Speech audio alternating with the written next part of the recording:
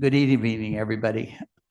Before we start tonight's agenda, we would like to observe a moment of silence in memory of the CCSD members that we have lost since our last Board of Trustees meeting. Early start student Jonathan McFadden and Lang student Brady Matthew Kensel.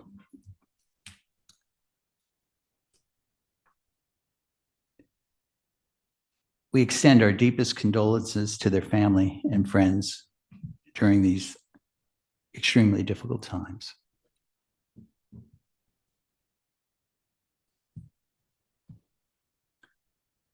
Thank you all. Tonight, we are blessed with some wonderful representations of our student body from Julian Mitchell Elementary School. I would ask my two fine colleagues to come up. Good evening. I'm Dr. Amber Steins, the proud principal at Julian Mitchell Elementary School. Hold up, Dr. Stein. If it wasn't for my brilliant coach and my Cal chairman, she would note that I have jumped the gun again and I didn't read the agenda.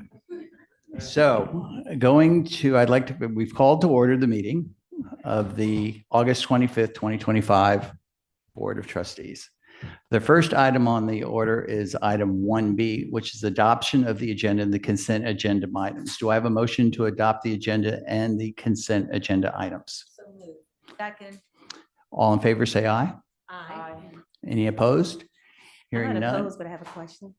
I have a comment. Ms. Roberson, the board will recognize you. Thank you. I just want to say to you, Mr. Chairman, and Ms. Superintendent, the board agenda item for is executive session 2B. I think there was some confusion in what I was asking for. I was asking for supporting documents so that we'll be able to read the information ahead of time and we can have a thoughtful conversation once we get back in executive session.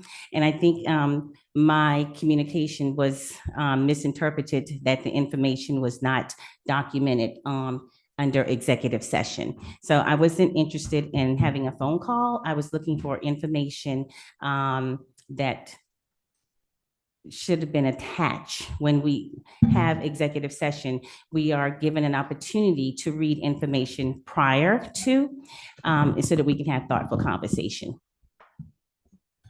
So I'll defer to Mr. Prentice for a response on that item. Yes, ma'am. So there wasn't any content per se, and under policy BDE, the confidential nature of the information, executive session content doesn't always have to be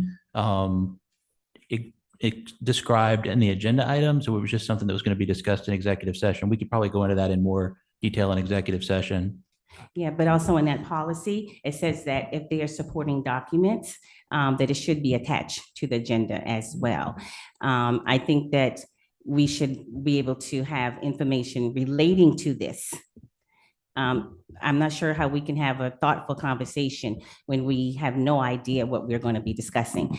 Again, this is just my concern that we have confidential information as trustees given to us ahead of time, because we are trustees, and we know that what's confidential that's attached in executive content per policy.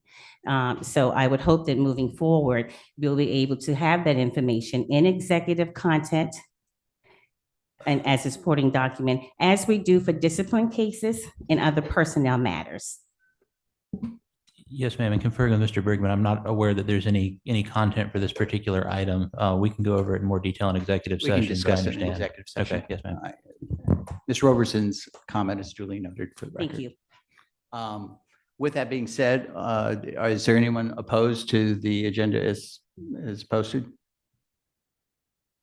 Hearing none, the agenda is approved as posted. With that being said, now we will move on to item 1C, and the floor is yours. Okay, so we have two fabulous scholars here this evening from Julia Mitchell. I will let them introduce themselves.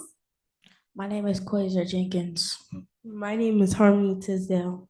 And they're here to lead us in the pledge. I'm going to turn the mic to them. Everyone, please stand. Place your right hand over your heart and take a big yoga breath. I pledge allegiance to the flag of the United States of America and to the republic for which it stands, one nation, under God, indivisible, with liberty and justice for all. You may be seated.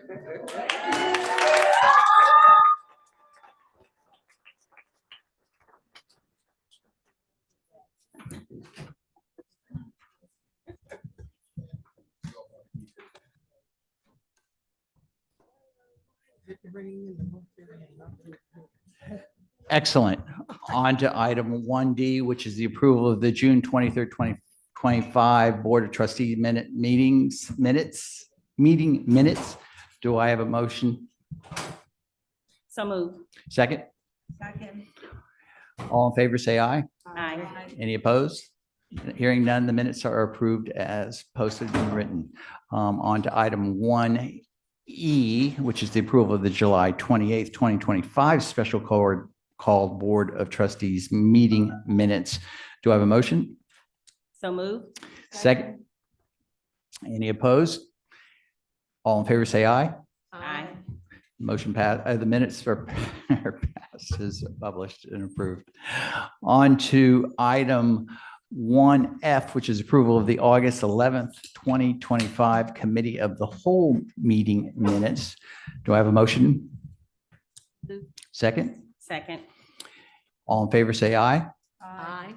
Any opposed? Hearing none, the minutes are approved as written and posted. On to item 1G, which is approval of the August 11th, 2025 special called board meeting minutes. Do I have a motion? So move. Second? Second. All in favor, say aye. Aye. Any opposed? Hearing none, the minutes are approved as written and posted. On to item 2A. We'd like a motion to move into executive session to discuss contractual and this is a matter regarding North Charleston, the Johns Island contractual matter, and a personnel matter involving the superintendent request. Do I have a motion? So move. Second? Second. All in favor, say aye. Aye. We are in executive session. This should be, I would say, about maybe a 20 minute. And the reason we're having to do this is that one of the issues has to be discussed in executive session so that we can take action on it and discuss it in open session.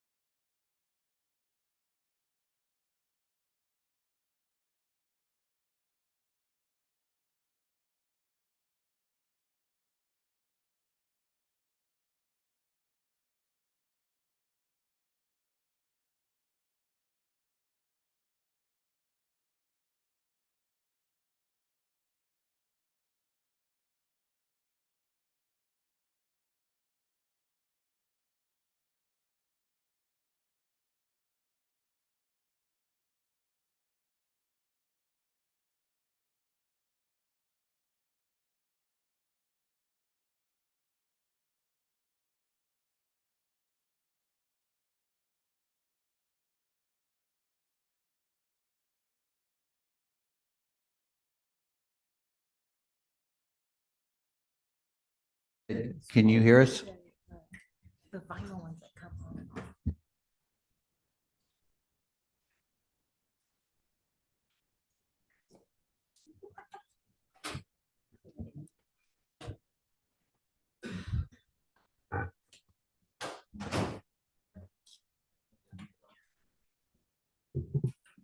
Mr. Hollingshead, can you hear us? Yes. Thank you. The chair will entertain a motion to reconvene into open session. Do I have a motion? So move. Second? Second. All in favor, say aye. Aye. We are in open session.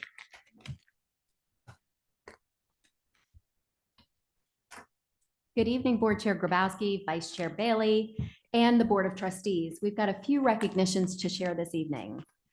Bill Joy from Lucy Beckham High School.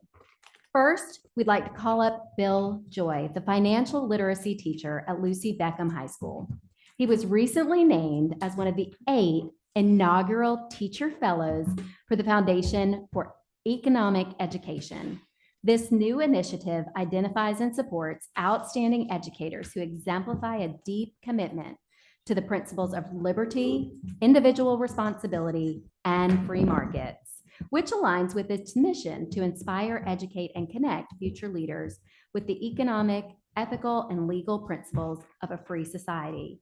As part of the fellowship, Joy will collaborate with the Foundation's Learning Center, a growing hub for educator support with members from all 50 states and beyond. Fellows serve as ambassadors of the Learning Center, leading professional development workshops, developing classroom curriculum, and contributing to innovative programs in economic and personal finance education. Congratulations.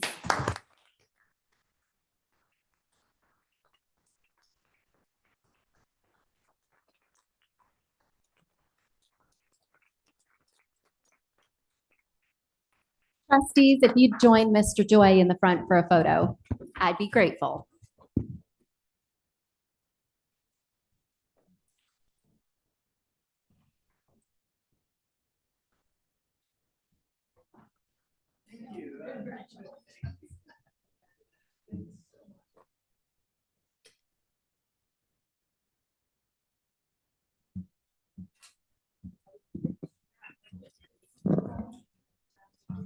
Perfect. Look right this way.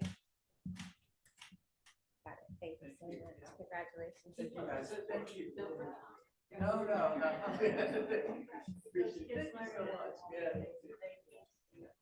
Oh, yeah. Congratulations, Mr. Joy.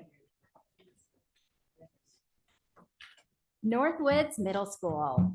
Now we'd like to recognize the staff at Northwoods Middle School as the Nighthawks were honored as one of America's healthiest schools, according to the Alliance for a Healthier Generation. The National Children's Health Organization released its 2025 list earlier this summer, which honors more than 1,000 K-12 schools throughout the country for their commitment to advancing the whole child's health. Northwoods Middle School is the only school in Charleston County School District to earn this honor this year, and one of just 4 in the state to earn certification in all 9 areas that are a part of this recognition. Strengthening social emotional health, learning, cultivating staff well-being, increasing family and community engagement, improving nutrition, food and access, implementing local school wellness policy, bolstering physical education and activity, enriching health education, promoting tobacco-free schools, and supporting school health services. Congratulations, Northwoods Middle School.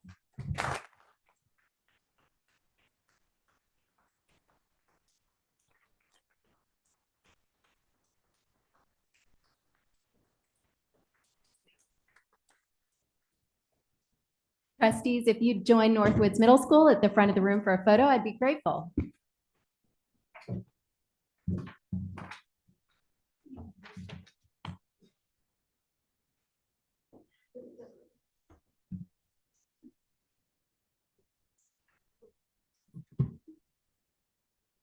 Right this way. Okay.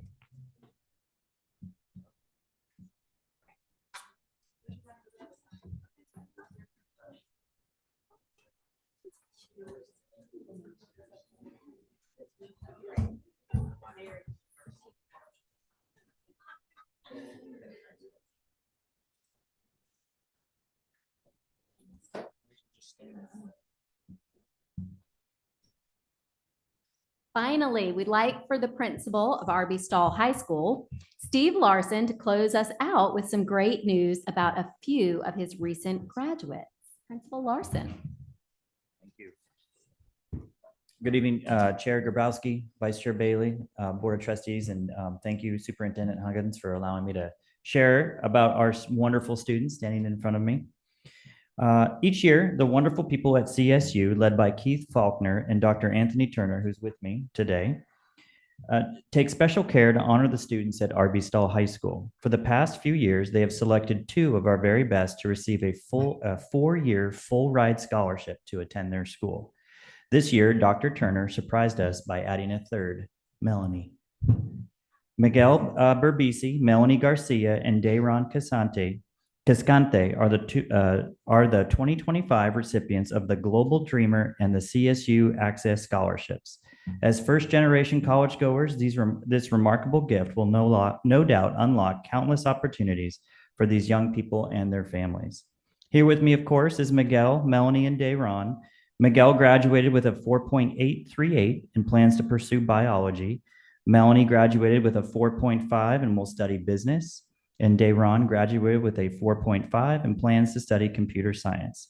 Having once been their principal, I'm so very proud of their accomplishments and I'm exceptionally grateful to Dr. Turner and CSU for their investment in our children.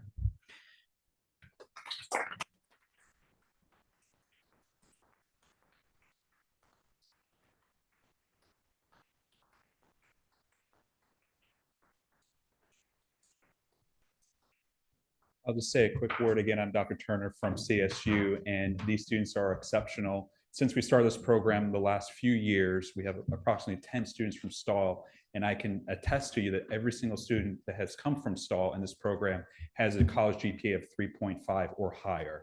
Wow. And so that goes to the commitment of the Stall staff, the counseling, it's a partnership, and I'm excited to continue to offer this scholarship to students who desire to go to college and make a pathway possible for them.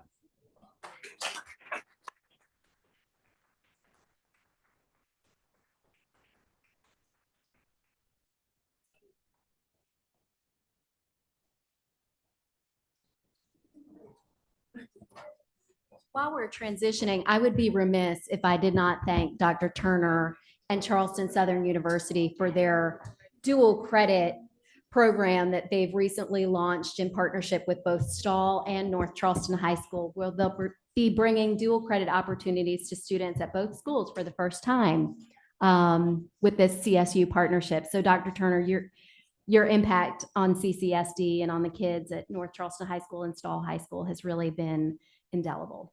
Thank you.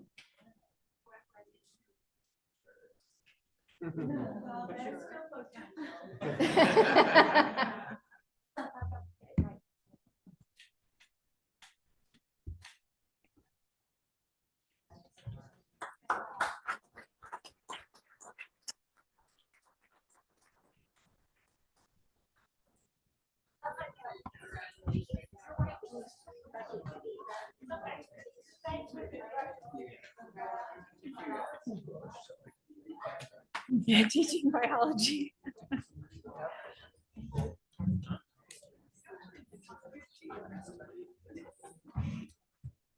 So it's a result too, particularly for Mrs. Roberson of Dr. Turner and his team. CSU is also sponsoring the Advanced Academics Program out at St. John's. So they've become quite outstanding partners. Our last special recognition tonight is a surprise. We want to take a moment to celebrate our incredible financial services team for earning CCSD's first ever Distinguished Budget Presentation Award from the Government Finance Officers Association, to be the largest agency in South Carolina and only one of 2 K-12 districts in the state to receive this honor is a powerful reflection of their hard work and commitment to serving our students and community with excellence. And so, yes, you're going to have to stand up and go get a picture with the board. Thank you to CFO Prentice, Jessica Caraher, our Associate of Finance, and Jennifer Carter, our Executive Director of Finance, as well as the whole team for their dedication and for setting such a high standard of excellence for CCSD. So if you're a member of the finance team, please come up. If you'd like to be a member of the finance team.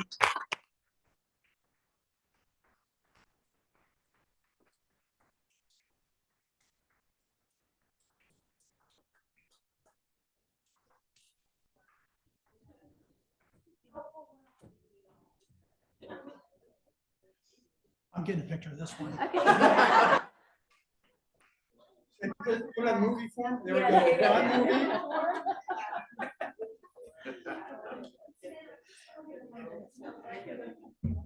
Mrs. Carter is not here.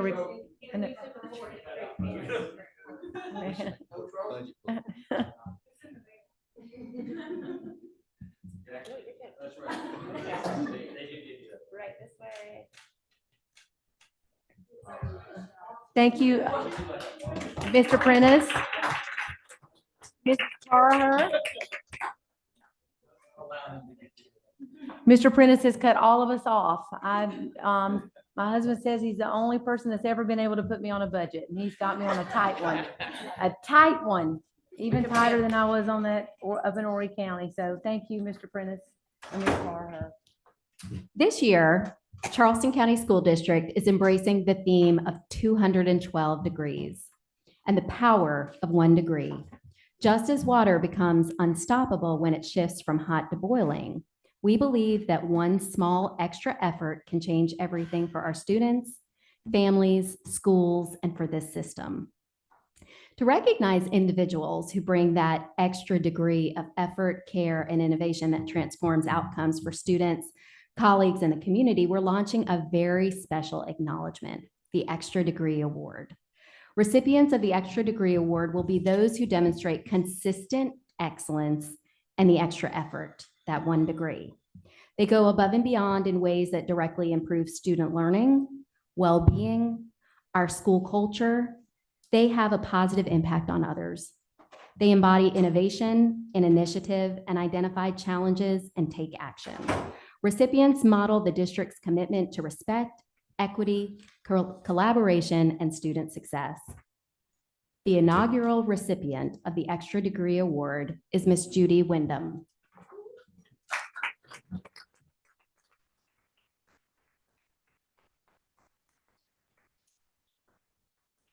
On the first day of school,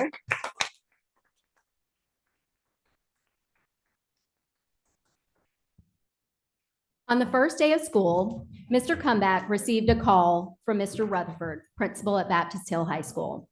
They were short 200 Chromebook chargers. Mr. Comeback called Judy Wyndham, and within 2 hours, she was driving to Hollywood to personally deliver the Chromebook chargers. Judy, thanks for your action and initiative and for going the extra mile and giving the extra degree in service to schools and students. Thanks, Judy.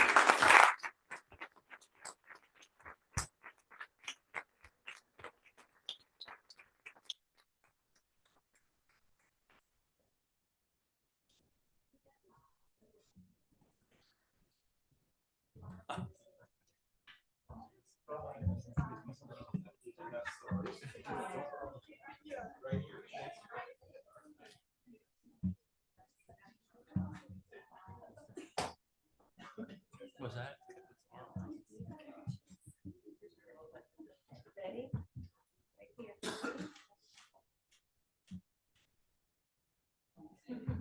Thank you, Judy.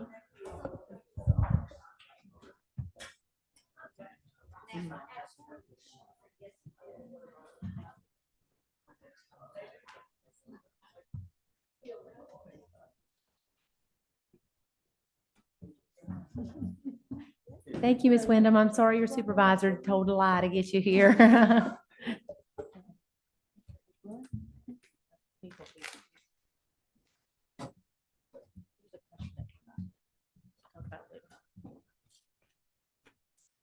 We will now move on to item 5, which is public comment. According to our policy, we've allocated 30 minutes for public comment. Fortunately enough, we have 2 speakers tonight. The sign-up sheet was provided before the meeting for those wishing to speak. I will call each individual up and they will be allocated their 2 minutes of time. Please remember that public comments is an opportunity for the board to hear from the community. Comments should address issues that are before the board or relevant to the district. Personal or derogatory comments, discussion of personal matters, or private confidential issues are not allowed. We'd like you to focus on the issues and not the individuals. With that being said, I would like to offer the opportunity to speak to Char Fritzwater and Jody Stallings.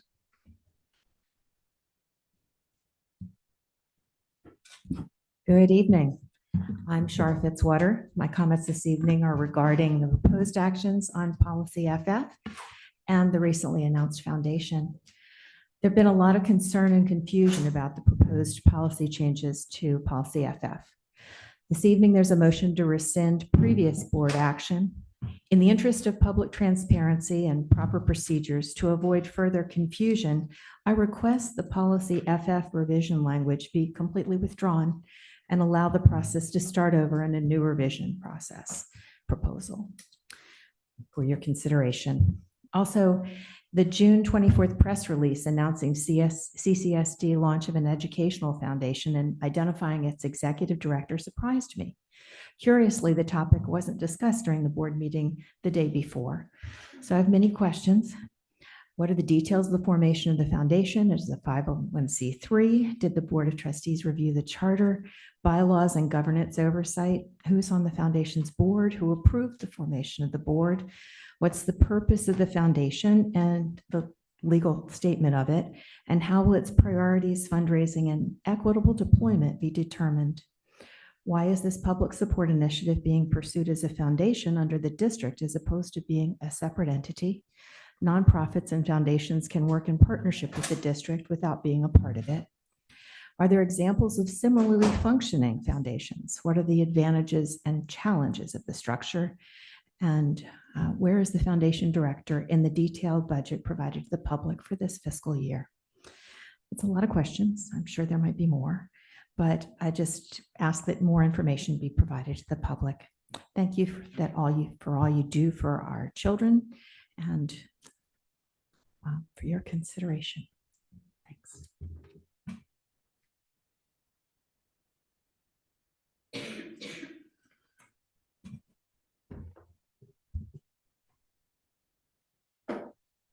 Hello, I'm Jody Stallings, a middle school teacher and director of the Charleston Teacher Alliance, the largest teacher advocacy group in CCSD.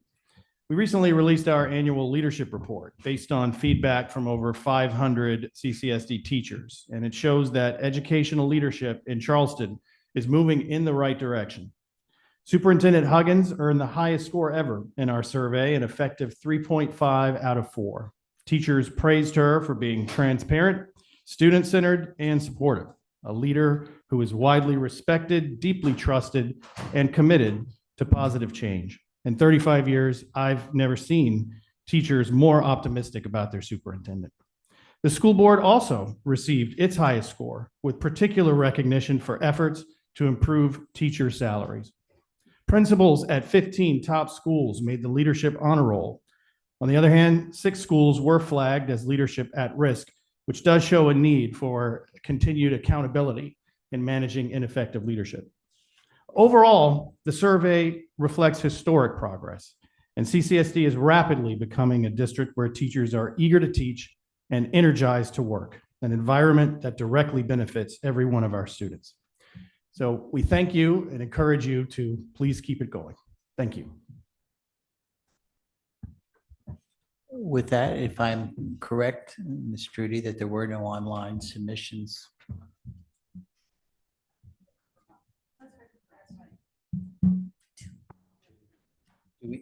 Ms. Roberson, do you have this, have you seen the sheet as to what the subject matters were? I reviewed them earlier. There were 2 sensitive items on the online comments that the board received. I think there were 3 in all, and 2 were rather sensitive topics. Okay, thank you. About I just want to assault. acknowledge them. That's Yeah, fair yes. enough. On to item 6A, which is, excuse me. Yeah. Are you going to respond to the foundation So questions? I just wanted Dr. Fitzwater to know that we appreciate her. I think the policy questions in regard to FF is certainly a board matter, not a staff matter. Outside of supporting the board, however we can. The foundation questions, Dr. Fitzwater and others viewing by the public will come to the board in a full presentation on September 8th. Patrick Arnold, the executive director, will be here in the spirit of transparency to talk to the board about its bylaws and the creation. And we're certainly open to questions from the public and the board as we work through this process. So thank you, Dr. Fitzwater. September 8th, Cal, at the committee of the whole, Dr. Fitzwater. Thank you, Mr. Grabowski. On to item 6A, the possible actions on executive session. In regards to the North Charleston, Johns Island contractual matter, do I have a motion? I make a motion to approve the negotiation of the land swap and described in the briefing notes with total expenditures to not exceed 900,000 funded through the staff recommendation, funded through Phase 4, District 4 land reserves. It should be, I just basically read the motion that was outlined under staff recommendations and the board.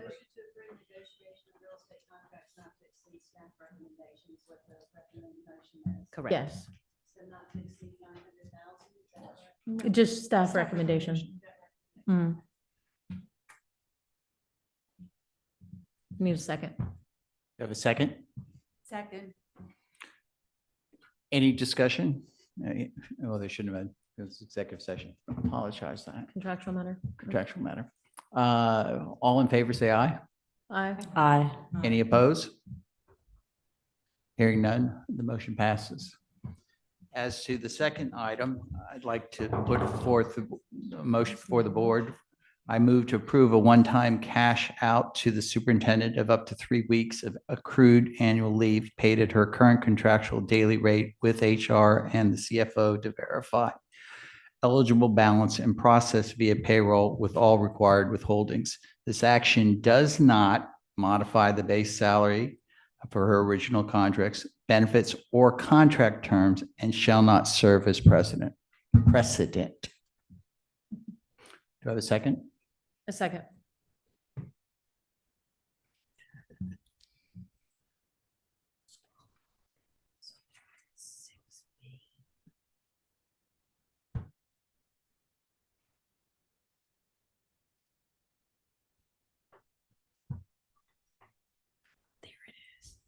Aye.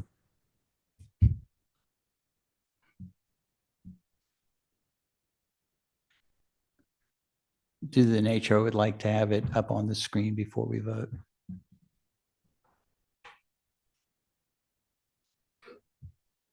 Gotta love learning a new system.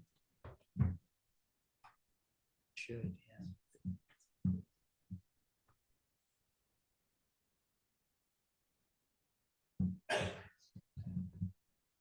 Did you record my vote? Yes, Mr. Holland said we were just waiting for it to be published so that we could see the exact wording. Miss Trudy's working on it. Right. Yeah. It's not on mine. You did? I would ask all board members to cast their votes through I the vote- diligent community. Yay.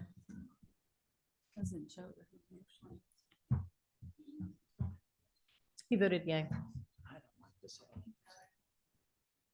Dr. Temple. You, hold on, let's see. Perfect. Oh, I don't know how to read the motion myself. Yeah, the motion passes unanimously.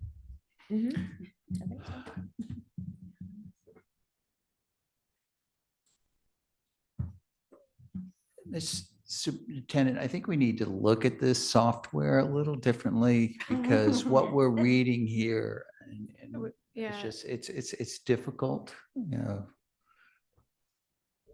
We'll work on it with Miss Denny, Mr. Grabowski. Because, when we get into some of these motions, you can't really read. And I know it was said, and I'm Yes, pretty sir. sure it's accurately correct, and we can always correct it in minutes, but anyway. Future. On to item 7, superintendent's report. Thank you, Mr. Grabowski, and I do appreciate, for the record, the board's consideration of that request. We're excited tonight to share with you some first week statistics, or the start of school statistics, from our work back with children.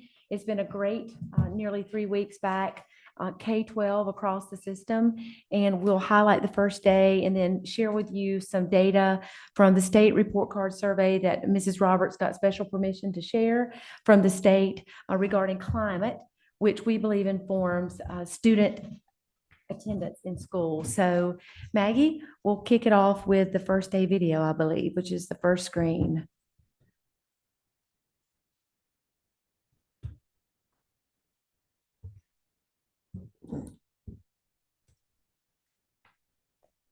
And if it's not, we'll go right on to the second slide and we won't worry about it. I don't know about the boys, pretty cute. I know, isn't he sweet? He was a student at James B. Edwards when I was there. That was a second day visit.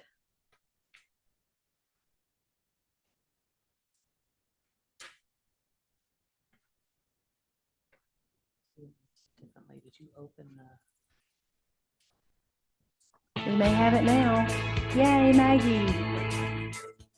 And Jacob.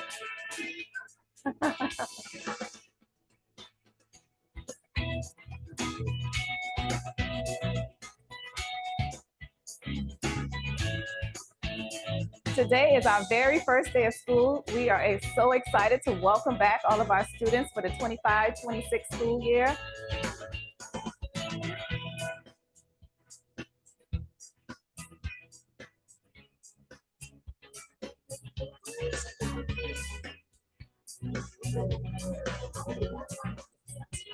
We have been missing you all summer, and it was so nice to see you all coming in this morning and smiling and looking for our classrooms and getting ready for another fabulous school year. Today is the first day of school, and we are excited to welcome our students. Having the students back in the building really warms the feel of the whole building. It makes everybody happy and it feels like home again.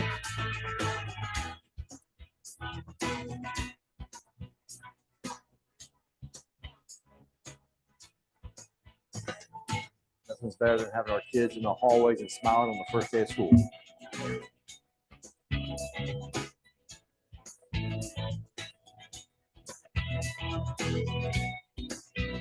Welcome back to the first day of school. We are so excited to see you. This is going to be the best year ever.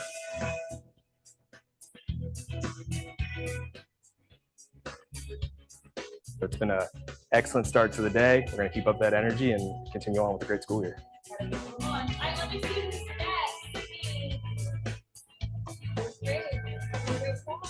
Welcome back.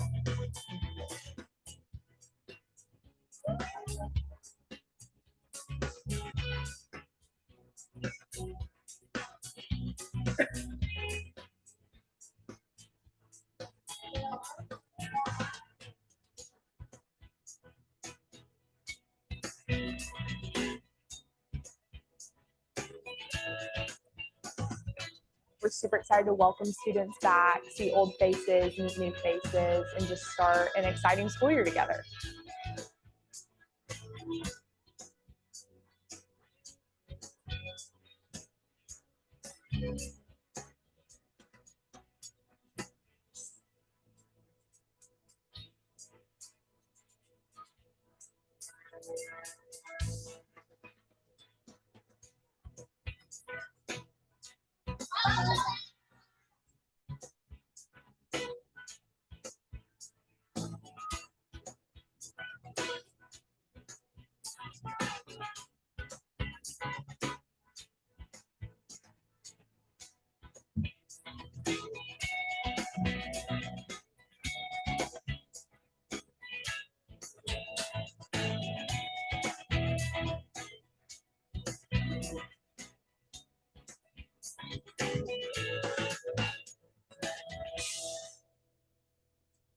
So it's been a great few weeks back. I want to thank the trustees for joining me and senior staff as we toured the district. We visited all schools on the first day, and many of you were part of those visits, or all of you were part of either a visit or the afternoon press conference where we highlighted the work across the district. So we want to thank you for that. Mr. Barrowe and I enjoyed chili dogs on the visits. You all can certainly eat with us anytime. Mrs. Lieber, instead, you chose the what, Mrs. Lieber? The chicken, the chicken pasta. Fantastic chicken. Yes, you had lunch with us at CE South. So we invite you to let us know when you want to visit schools. We're happy to accompany you. And I want to thank our principals and teachers for all they did to make the start so exciting. Today is the 10th day of school. Our student enrollment is right on par to where it was last year. We were fearful we'd be significantly under. We've lost a good many multilingual families, particularly in the North Charleston area.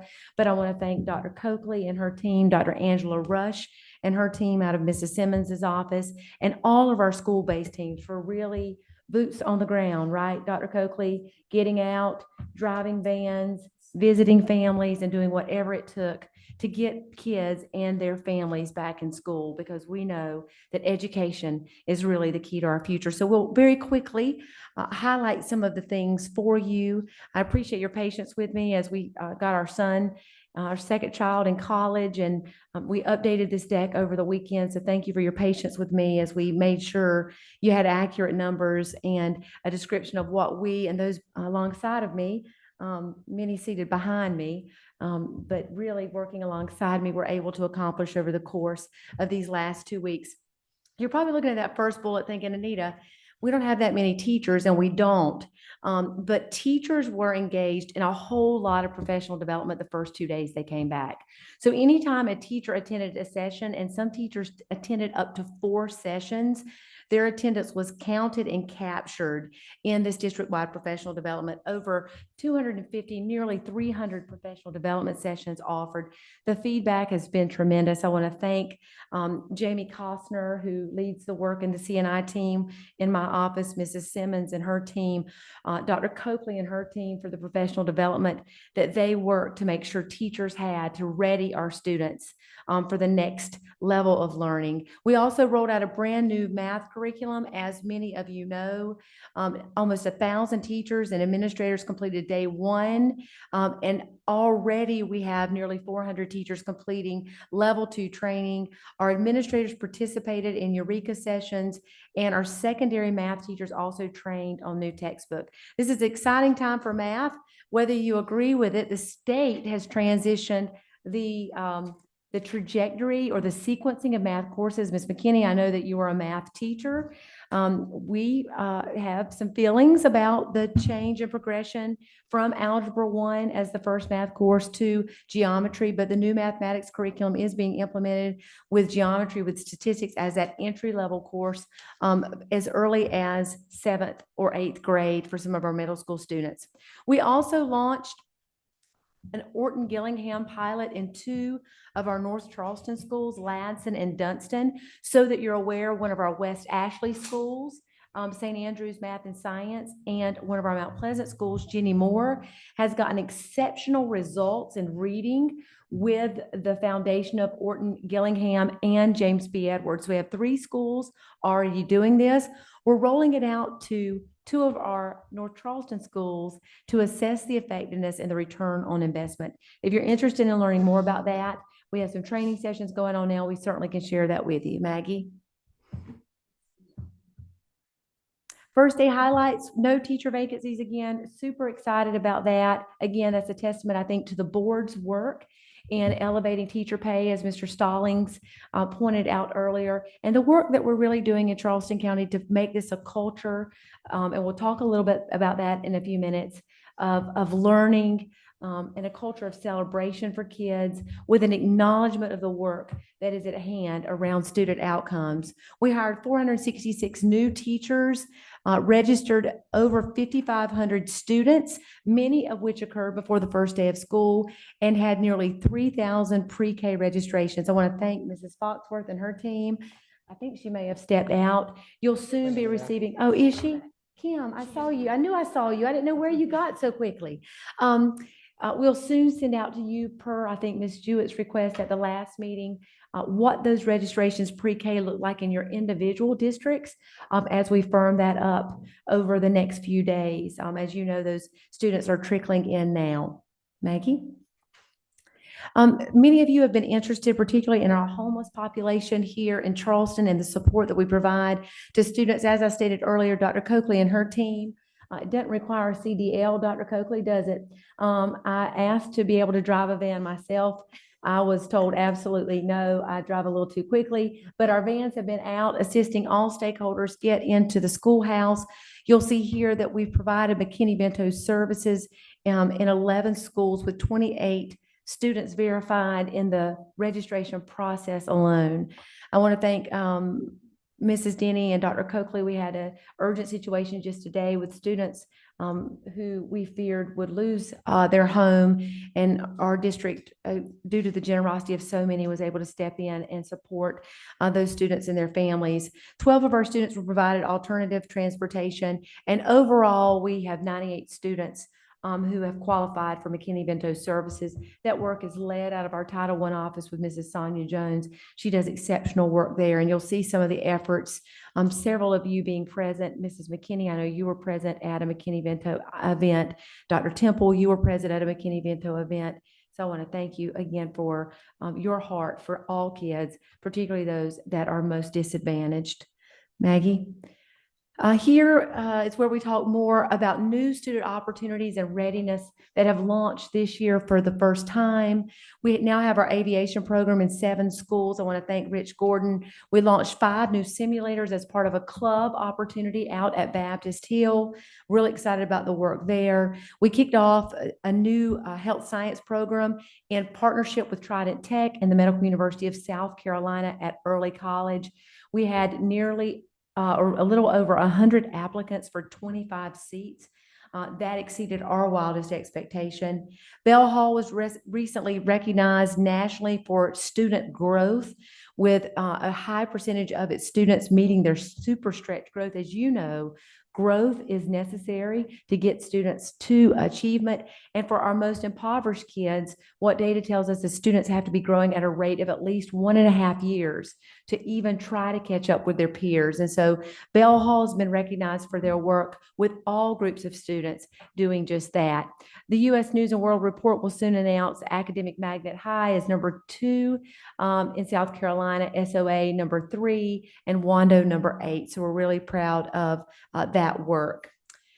Project Search was launched with MUSC. It's our first cohort of students with disabilities. Again, West Ashley was an area where this was expanded. Wando, James Island Charter, Stall, and Charleston Charter Math and Science. I want to thank Sherry Bell on Mrs. Simmons' team for the work that they did to make sure that our students with disabilities with exceptional needs have opportunities that go beyond the school day. Just so you know, we're always launching new platforms, many times at the request of the state, with Zello and our student success platform for MTSS. We've also, as you recently saw in the news, had exceptional enrollment in our Centers for Advanced Studies. Really want to thank Rich Gordon, who led a cohort group with Dr. Clamp, looking at how we could do that and removing barriers. You'll see a 21% growth a 21% growth in West Ashley, a 44% growth over in North Charleston with Mr. Larson and Mr. Darby and our scholars from Baptist Hill, and then East Cooper still double-digit gain in growth in East Cooper.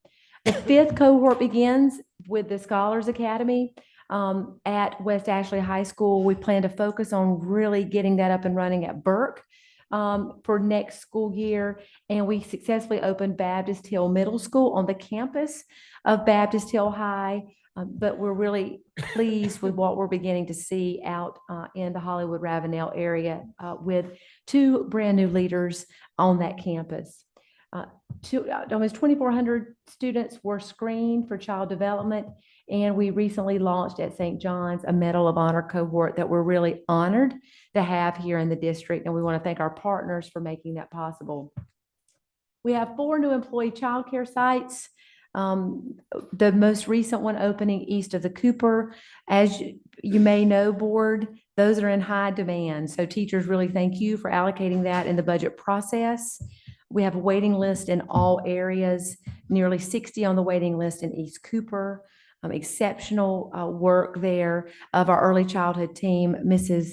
Foxworth leads that work again with Beth McCraw, and I want to thank her publicly for all she's done to make that a priority. We've had numerous teachers say they've been able to return to the classroom because of the emphasis that Charleston County is placing on childcare opportunities for its employees. And now we have other districts coming to learn from the work that we've launched here. We've also launched several new things and we'll continue to work. Mr. Reidenbach and his team just sent out today an email about our panic alert button system.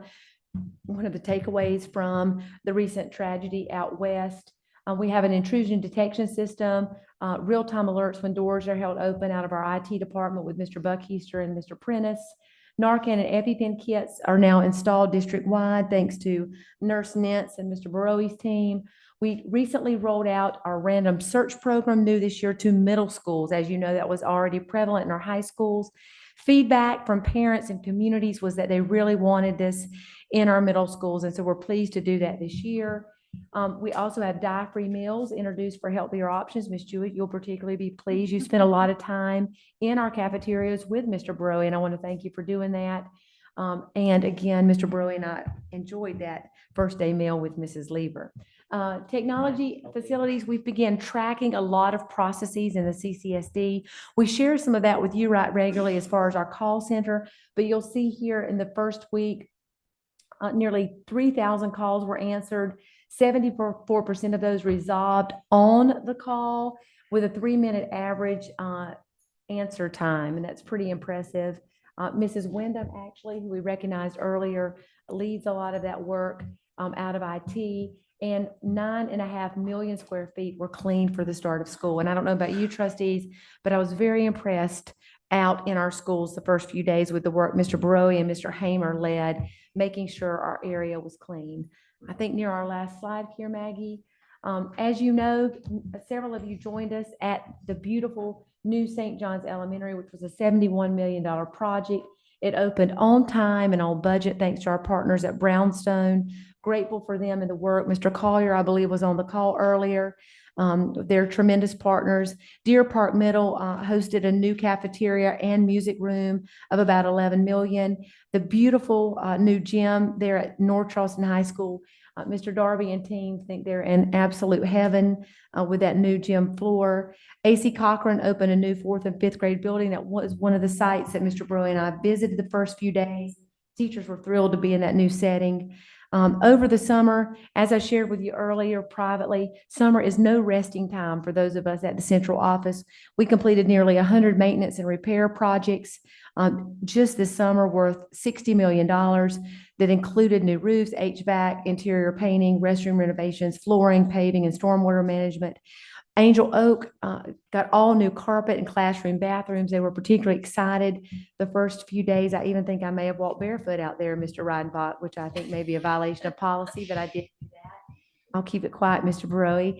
And again, that new dedicated space for middle school out at Baptist Hill did take some work and effort, but we were able to get it up and running.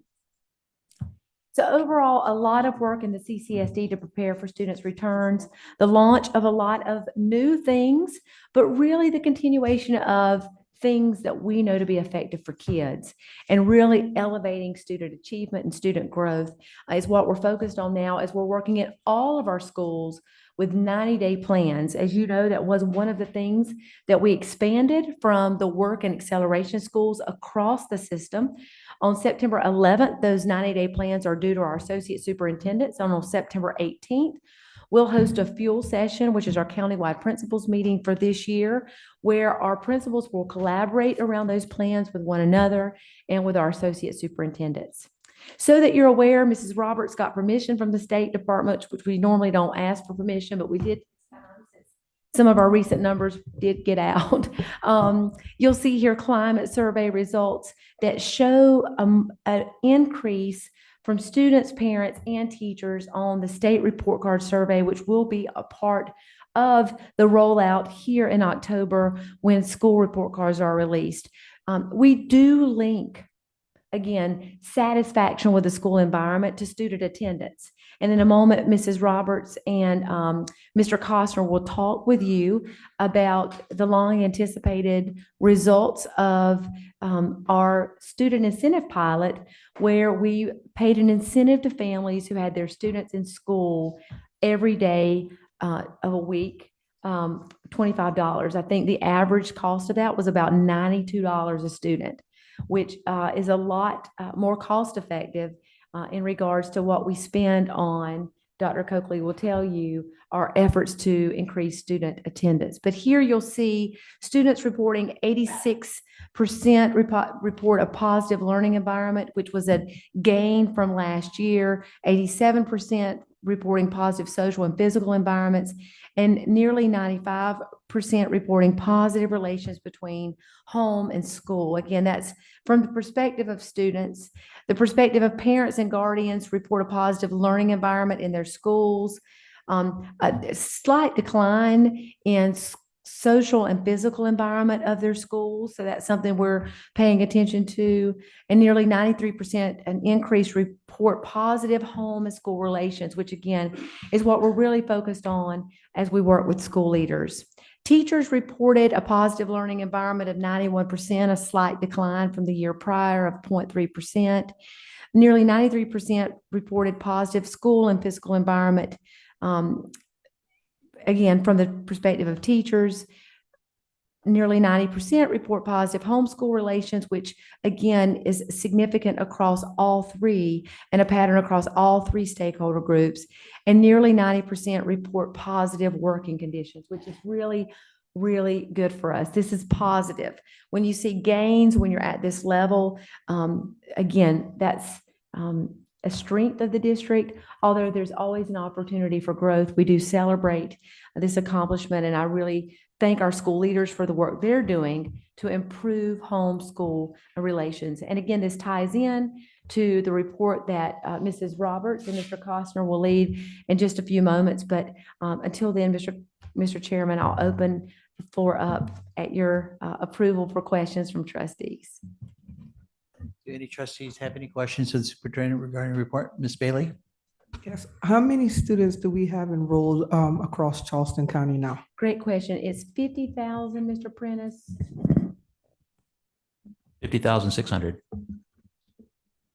50,600. I think it's just short 82. We haven't had our official 10-day count meeting though, Mrs. Bailey. We're really pleased that enrollment stayed where it was, given the trends we were seeing on days 1, 3, and 5. My last question. Yes, ma'am, What please. are we doing to get our Hispanic kids back into the classroom? It's a great question, Mrs. Bailey. Dr. Coakley, would you like to talk about the efforts that your team really has heroically made around the clock with some of our multilingual and Hispanic families? Sure, thank you. So I will say, along with Dr. Rush and the Department of School Support. Dr. Coakley, sorry to interrupt you, but when you discuss it, would you also loop in the new initiatives over in West Ashley with the Welcome Center? So I will send the Welcome Center information. I'll tag it to the next person, but I'll definitely go over what we're doing with Dr. Rush's team and myself, as far as making sure that we are conducting home visits with families. There have been phone calls from the school at the school campus to the parent. That way, if the parent is wanting to come into the school, they have a friendly face that's going to welcome them into the home. We've been able, thanks to the Department of Exceptional Children, they have allowed us to use 3 of their vans to go out and actually pick up families who are having issues with enrollment, technology, or they're missing documentation, or there's a mandated meeting at the school that they need to attend. We've been able to pick up those families and bring them to the school to make sure that those meetings are held and that the paperwork is being processed, and even taking them out. There's a cute video we haven't posted where we actually went out to Arndorf way back in the woods, and you can see the DOS team members walking through the woods to get this family. This mom was absolutely excited about the fact that CCSD thought of her and her child to come out and provide that support, because she didn't have any means from the Arndorf area to get to the school that she needed to get to. We have found that a lot of our families are living at hotels at this moment. They are truly displaced. I'd like to take a moment to give a shout out to the Pinehurst principal, Mr. Pelagi. Mr. Pelagi, in his efforts of trying to locate families, identify that we had families who weren't coming in because of health issues, meaning just not being groomed. So together, along with Ms. Thompson, Attorney Thompson, Mr. Pelagi, and myself, we created the letter from Mr. Pelagi that we're actually going to have families who will bathe and shower at the school to get that support, provide the toiletries and everything else that's needed so we could just eliminate all of the barriers. And I can go on and on and on, to be honest with you, about everything that we're doing for our MLL families as well as our English-speaking families. Truly, when we say boots to the ground, it means that we're out knocking, talking, walking, removing all the barriers. And unfortunately, in some cases where parents are, there isn't a real excuse, then we are having those tough conversations about why school is important. And here's the next step for truancy, chronic absenteeism, and what will happen if your child's not returned to school. So there's the good and then the not so good. And then I'll tag for the Welcome Center. Thank you, Dr. Coakley. Dr. Rush leads the International Welcome Center work, so I'm gonna hand it over to her. Thank you. We've been doing a lot over the past couple of weeks to connect with families. One thing that we want to encourage and make sure that language is not a barrier for families to understand our expectations and our desire to support them and their children. So we have been working diligently. When I say we, I include Ms. Huggins, reaching out to our Hispanic, Latino media outlets so that we can talk with them and share our expectations. We also have had all of my bilingual staff. I have interpreters and translators. I have bilingual parent advocates. My office also supports the work of all bilingual secretaries in our schools. So we have been trying really hard to reach out to schools. What do you need? Making phone calls, going on home visits. When you talk about Pinehurst, we worked with one of our community partners to walk alongside of the principal as he went out into the community, knocking on doors, making sure that when you knock on the door that families know that there's someone that's going to help them understand, why is this person at my door? So we're just doing everything to try to make sure our families know that we are a safe, welcoming school environment. We're trying to make sure that all families understand that every single day matters in a child's education and that we're here to support them. We share with them the number of multilingual learner teachers that we have in our district, all of the resources that we have prepared, ready for their students to come into our doors. Mrs. Bailey, did that give you what you needed? Yes, ma'am. Thank you. Thank you. Dr. Temple. Yeah, praise, praise, praise. I'm so glad that we had no teacher vacancies and that we have a lower number of new teachers.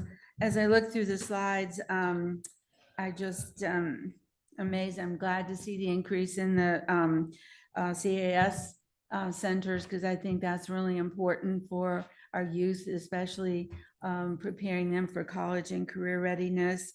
I'm really glad to see the perceptions for the district, because I think we have a great district here, and I hope the community sees the tremendous amount of work that people are doing. I mean, boots on the ground, getting kids to school, driving vans. I mean, this is just amazing, intensive work. One question I have is on the perception. Will you be able to drill down to the elementary, middle, and high schools and look at the schools in terms of, what is the perception of those environments? Yes, ma'am, we will. And Dr. Temple, I want to thank you for acknowledging the work. It's the work of a lot of great teachers and principals in schools, and those alongside me. The real work is going on. I think all of us would agree, at the boots on the ground level. And I want to thank the staff for their commitment. In regards to the perception survey insights, we will be able to get to the school level, and many of those things will be posted on the school report cards. And so we want our principals to use that data, Dr. Temple, and sort of triangulate it with their panorama and their student success data, and use multiple sources of data. Mr. Stallings spoke earlier about CTA data. Principals get that individual data too. So we hope that they'll use multiple data sources to sort of inform their work with parents and students and staff. And so, yes, ma'am, it'll be drilled down, and we'll be happy to provide that to the board. You all have shared that you really would like to see more of individual school data for your districts, and we'll make a note, Ms. Roberts and Dr. Gilmore, to do just that. Great, Thank you, Dr. Temple. Ms. Roberson? Thank you. Let me just say that two important roles of a superintendent's job is opening school and closing school. You did a wonderful job in closing school with all the graduations, and we had a seamless opening. I visited 6 schools on day 1, and I was exhausted. Yes, ma'am, I know you So, were. I'm not sure how you all did it. I saw the pictures, and you and your team were all over. And that's very commendable, because I knew I was exhausted from my 6 schools. So thank you for that. Thank you to the entire team for a very good first week opening. Well, thank you, Ms. Roberson, and you met us at a couple of those schools yourself, so we appreciate that. And then when we visit some of the other ones the next day, they'd let us know that you were there. So you're active in your community, and we're appreciative of that. You're welcome. 2 questions. I'm going to go back to Dr. Coakley. We've had conversations. I'm really concerned. I thank Mr. Barori and his team this summer for being out in the Hollywood area and really paying attention to my MLL population with the summer lunch program. Dr. Coakley, I know that you all are out there. This is one of the not so nice questions. How are we dealing and how are we helping families to really understand the ICE situations? Because there are different things that's going on, but a lot of families are just afraid to come out. And how do we handle and get information to them? And then part 2 of that, not my second question, just part 2 of this. Do we have other options for them if they're afraid to come to school?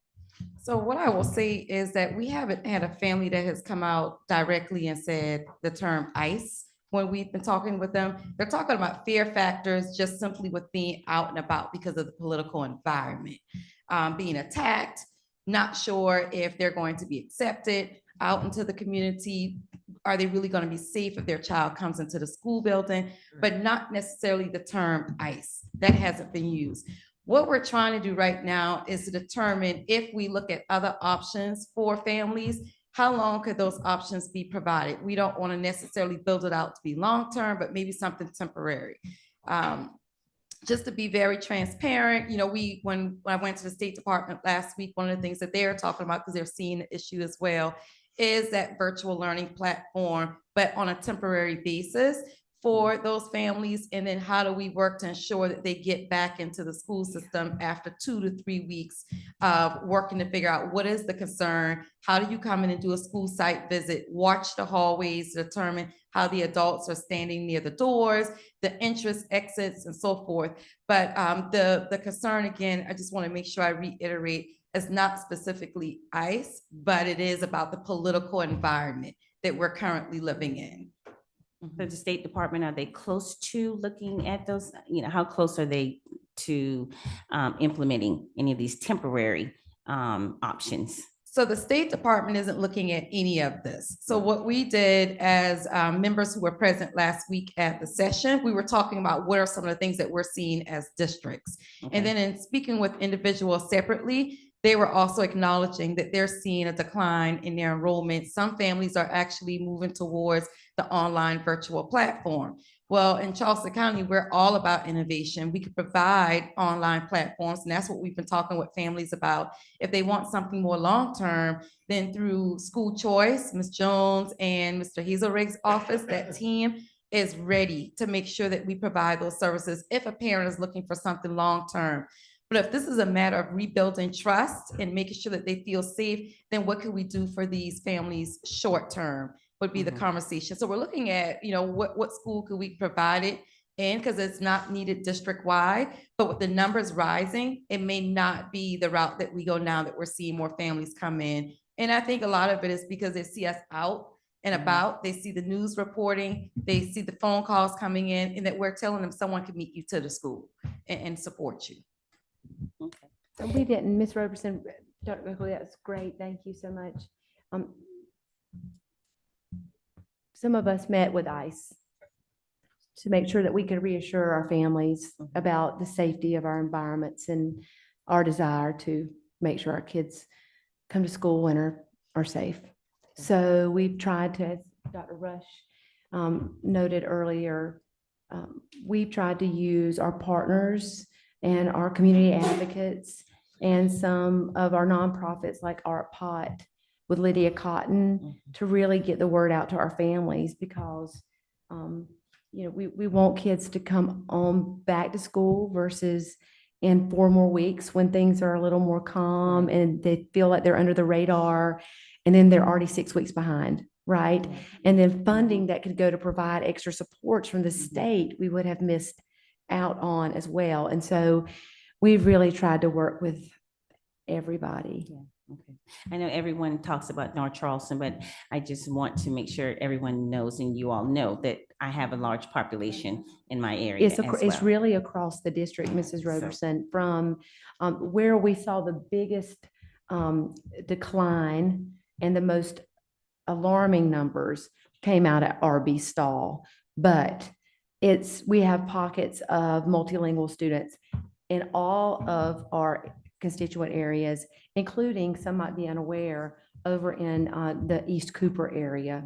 And so we have experienced it, and that our numbers are where they are, really are a testament to the work that this great team has done and that parents and principals have done in making our families feel comfortable getting back into school. And my last question is for Ms. Barori or Mr. Collier. In the spirit of transparency, could you unpack what this on budget means? I love the new school on Johns Island, everything about it. But did we start at 71 million? What does it mean for meeting an on budget? So we did not start on this number. As you recall, we had some major work that had to be added as it relates to the road work. Yeah. So that was not part of the original budget. So if you count that, the answer would be no. Okay. But it was work that was unexpected. Okay.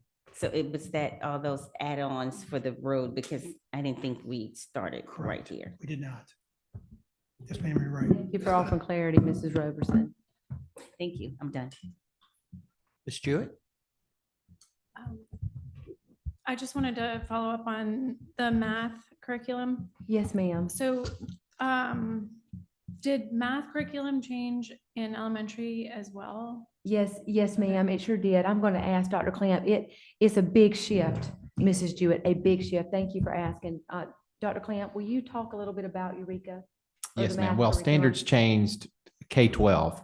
So the standards were adopted year prior to our adoption of high-quality instructional materials. So the standards were updated, which is a cyclical process that typically comes every 7 to 8 years. And so then once the standards are adopted, then school districts have the opportunity to adopt new curriculum, which is what happened next. And now we're implementing that new curriculum. Okay. And as far as training on it, you guys here that it shows some, but how much is there continual training? Yeah, that's for a great elementary. That's a great question. Mr. Costner and his team are leading an exceptional effort to support teachers prior to school opening and now throughout the school year. Mr. Costner, I don't know if you want to respond to that, just some of the supports that K-5 teachers are getting throughout this year in terms of the implementation of new curriculum. It's a great question, Mrs. Jewett. What we've learned over time, some of us over more time than others, I guess that means we're old, Dr. Clamp, is that you can't do just a one and done with curriculum. It's got to be continual to make sure there's continuous improvement. And so Jamie and his team are working on that now. Jamie? Yeah, it's a great question. So you saw a lot of module 1 was really playing throughout the summer, and we're almost at 100% of our teachers attended that initial training before the school year even started. So we started the year in a really good spot. Hoorah. Thanks to the leadership of Dr. Clamp and the superintendent and CAO Ms. Simmons. As we began the school year on August 6th and 7th, Many of our teachers were able to participate in what we called phase 2 of the training, which we kind of thought may happen around September, October. But because we had so many participate throughout the summer, we started phase 2 on August the 6th. Now we're going to be meeting with math coaches in elementary schools on tomorrow and on Wednesday to really make sure they feel good about module 2, which will start sometime in September. So we're trying to stay about a month ahead. We don't want to put too much on the teachers, but we're trying to make sure they have everything they need to ensure that students are able to receive the instruction in the upcoming modules. Okay, thank you. Thank you. And then Clever, did we remove Clever? That's a great question. Ms. Rod, Mr. Simmons. Thank you for the question, Ms. Jewett. We did not. It was not our decision, but the South Carolina Department of Education transitioned from Clever to ClassLink. Okay, And so any onboarding of a brand new platform like that, you have a little hiccup here and there. And so we have Bo Bailey on my team working through all the technical support for schools. okay. So as a district though, with something like this, as a parent, I would request that maybe we get some communication out to parents, maybe in the summer leading into this school year, so that parents know how to navigate the new systems. Just because I think that that's something that, you know, as a parent, there's so much at the beginning of a school year. Thank you so much for that. I work with communications to send out a parent notification. So if you didn't get it, I will. Well, more of like maybe some sort of, even if it's a, Tutorial. a Okay. PowerPoint presentation or something that helps them. Cause I saw the communication, but That's then fair. I expected maybe some more hands-on training. Okay. You know? My own child called me one day and I said, I didn't think you were supposed to have your phone. And she said, what happened to Clever? She said, forget ClassLink, Mom. And I said, sorry, Emmy. So we understand. And it's been a common topic on the parent Facebook page that we manage. Believe me, Miss Denny and I have answered more questions, but Bo and Miss Simmons have been great to kind of work through it, but thank you for the feedback, Ms. And I Stewart. guess on that spirit with the math transition, maybe helping parents understand what's happening so that parents understand that the teachers are all learning as well and trying to adjust to these new systems so that they're not kind of sideswiped either. Because That's a great suggestion. Miss Mills back there, I see her, she's already typing. So we thank you for that feedback. Thank you. And we do annually, with respect to what you referred to in terms of mathematics, schools host mathematic nights where they really try to give parents an exposure to the way that mathematics instruction is being taught. I got to attend one last year at Murray Lassane, for example, and sat beside parents learning to teach mathematics to their children, depending on the grade level. So that does happen site by site, and but typically those are happening annually as well. So we can certainly encourage that support with the new curriculum to be sure that we include for parents some new information about that. Thank you. Ms. Wale. Thank you, Mr. Grabowski. Ms. Huggins, when I walked in and I told you to be prepared for some emails, that was the question that ClassLink. just came up Yes, ma'am. at the meeting I was just at prior to this one. Thanks for letting me know. And then Ms. Roberson thoroughly covered the other topic about the multilingual learners and Thank the you. absentee issue. Although I would like a little bit of an update about the new Welcome Center in the West Ashley area, Dr. Coakley. And then I also wanted to ask about the truancy initiative and where we're at with that. And I see it's under strategic ed. So Yes. we can wait for that question until it's strategic ed, unless you want to go ahead and jump the gun on it. But I am curious where we're at with the debit card and the results. I know you sent something to us in a board brief or email or something like that, but I wouldn't mind discussing it publicly. Yes, ma'am. We certainly will. That report is in SEC. We had a third party really assess the effectiveness of that and the return on investment for us, both linked to increased attendance and to achievement. So Ms. Lieber got a preview in our SEC meeting last week, but Mrs. Roberts and Mr. Costner really took the lead on a lot of that work and are going to overview it pretty thoroughly here for you in a minute. Ms. Watley, thank you for the thoughtful question. Ms. Lieber. Thank you. All right, so first day of school, we all needed a party bus to travel in. That way we could get some drivers off the road. We could have, Mrs. Lieber, and it might have helped with mileage, that's for sure. Exactly. It was fantastic. And next year I will hopefully do more. One of the things now that we're starting a new school year is I'm ma'am. very concerned about the migratory experience for Charleston County. And do we have numbers of the amount of kids that have come in and gone out of Charleston County? Mrs. Roberts, do you have the microphone? So Mrs. Roberts just said, Mrs. Lieber, we can provide that information to the board. And so if you'll look for it in this week's board brief, we'll try to do it this week, okay? Okay, thank you. I think it's 1 out of every 5 families travel or migrate annually. The other thing, and maybe already said, is how many of the homeless students did not return to CCSD, maybe located out, and have we confirmed those homeless students have made it back into Charleston County? Fortunately, we've been able to help provide stability for some of those families so they've transitioned out of McKinney. But we can look at a breakdown of that too for you, Mrs. Lieber. All right, and then the project with MUSC, I noticed Patterson's Academy was not listed on that. Which, Mr. It was the project Search. MUSC projects. It was Project Search, and it was 5 schools, and Patterson's in, there are only select schools, and I don't know if Ms. Bell is here too. Oh, you are Ms. Bell. It's great to see you. Ms. Bell, do you want to talk a little bit about that initiative now that I've called you out? Come on up.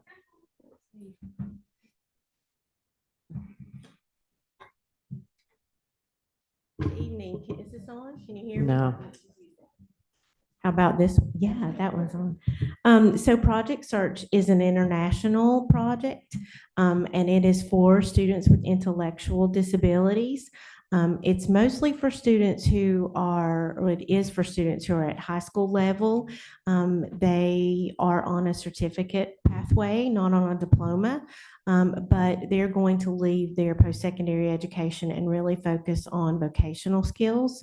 We've had the project for about 5 years now, 6 years in Charleston County, and we've been doing that with Embassy Suites in North Charleston, but we decided that it was time to do something else, and so we are so happy about our partnership with MUSC.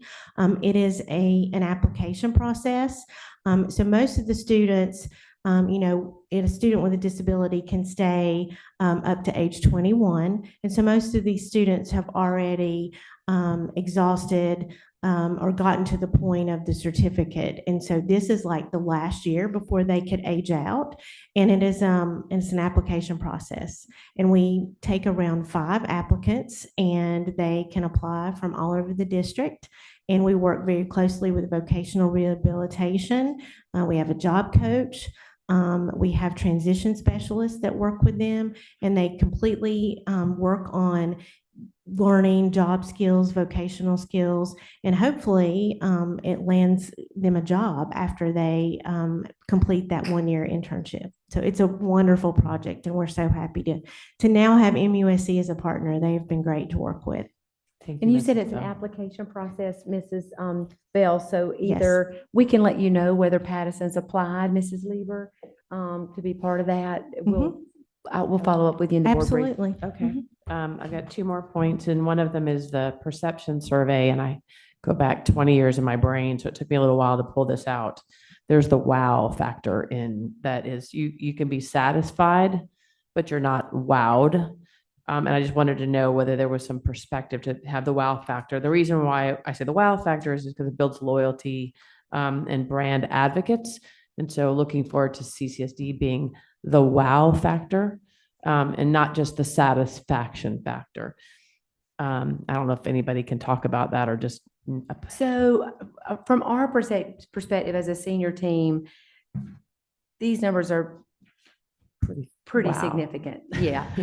But again, we are dedicated to continuous improvement and recognize that although 94.2% of our students report positive relationships between the school and the home, that there's 5.8% of students that don't. And so we don't want to leave behind any students, just like with reading and writing and math, science and social studies, our goal is always going to be 100%.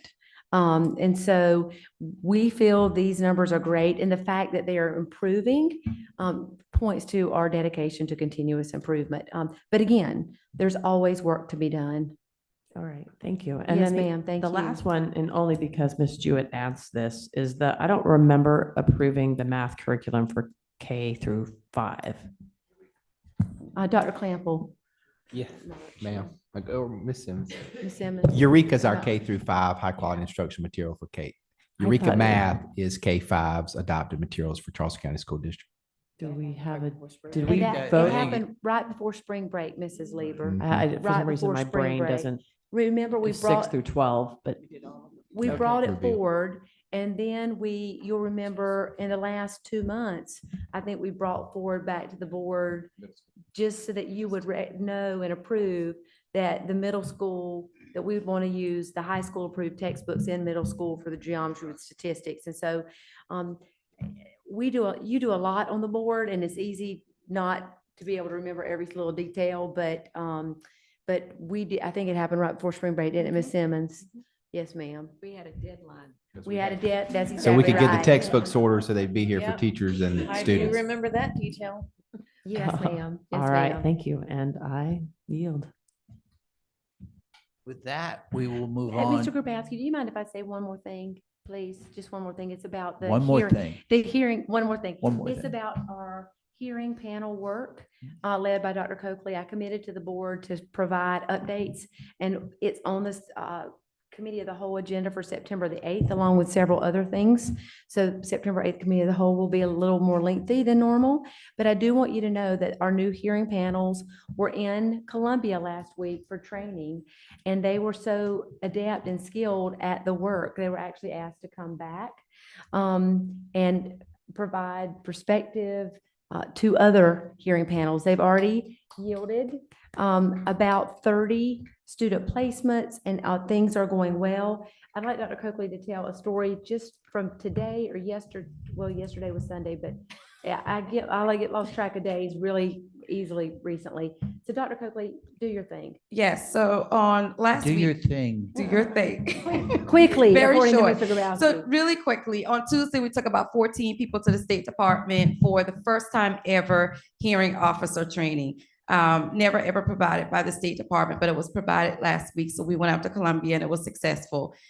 Within that training, we were asked, Charleston County School District, we were asked to come back and provide training to others because we were definitely ahead of the game on what should be done for student discipline hearing. We were answering all of the questions, providing insight, giving our information that we had that members didn't have.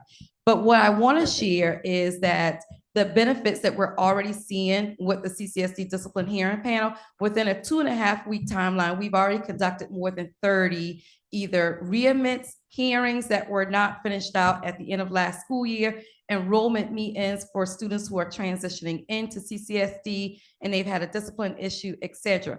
One parent missed her appointment time after we had went through so many different things to get her in person, virtual, whatever. She still missed her time. She called an hour after her scheduled appointment. It was very apologetic and asked what could be done. One of the project managers said, well, can you meet now?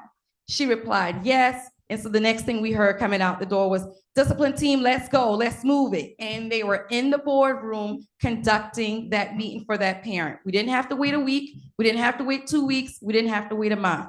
That child was able to get that meeting completed and in school the very next day, whether it was an alt program, probation, or whatever. But it was done at same day. We have not had one parent to ask for an evening meeting. I also want to make sure that that's said. We are offering it in person, virtual, day, morning, and evening. All parents so far have asked for daytime, in person, and virtual. So it's working really well. Thank you. We will bring a update to the board though in September so that you have a month's worth of data on that new process and the work that Dr. Coakley is helping lead out of her office and Mr. Doug in collaboration with Mr. Douglas. So thank you, Dr. Coakley. Mr. Chairman, thank you.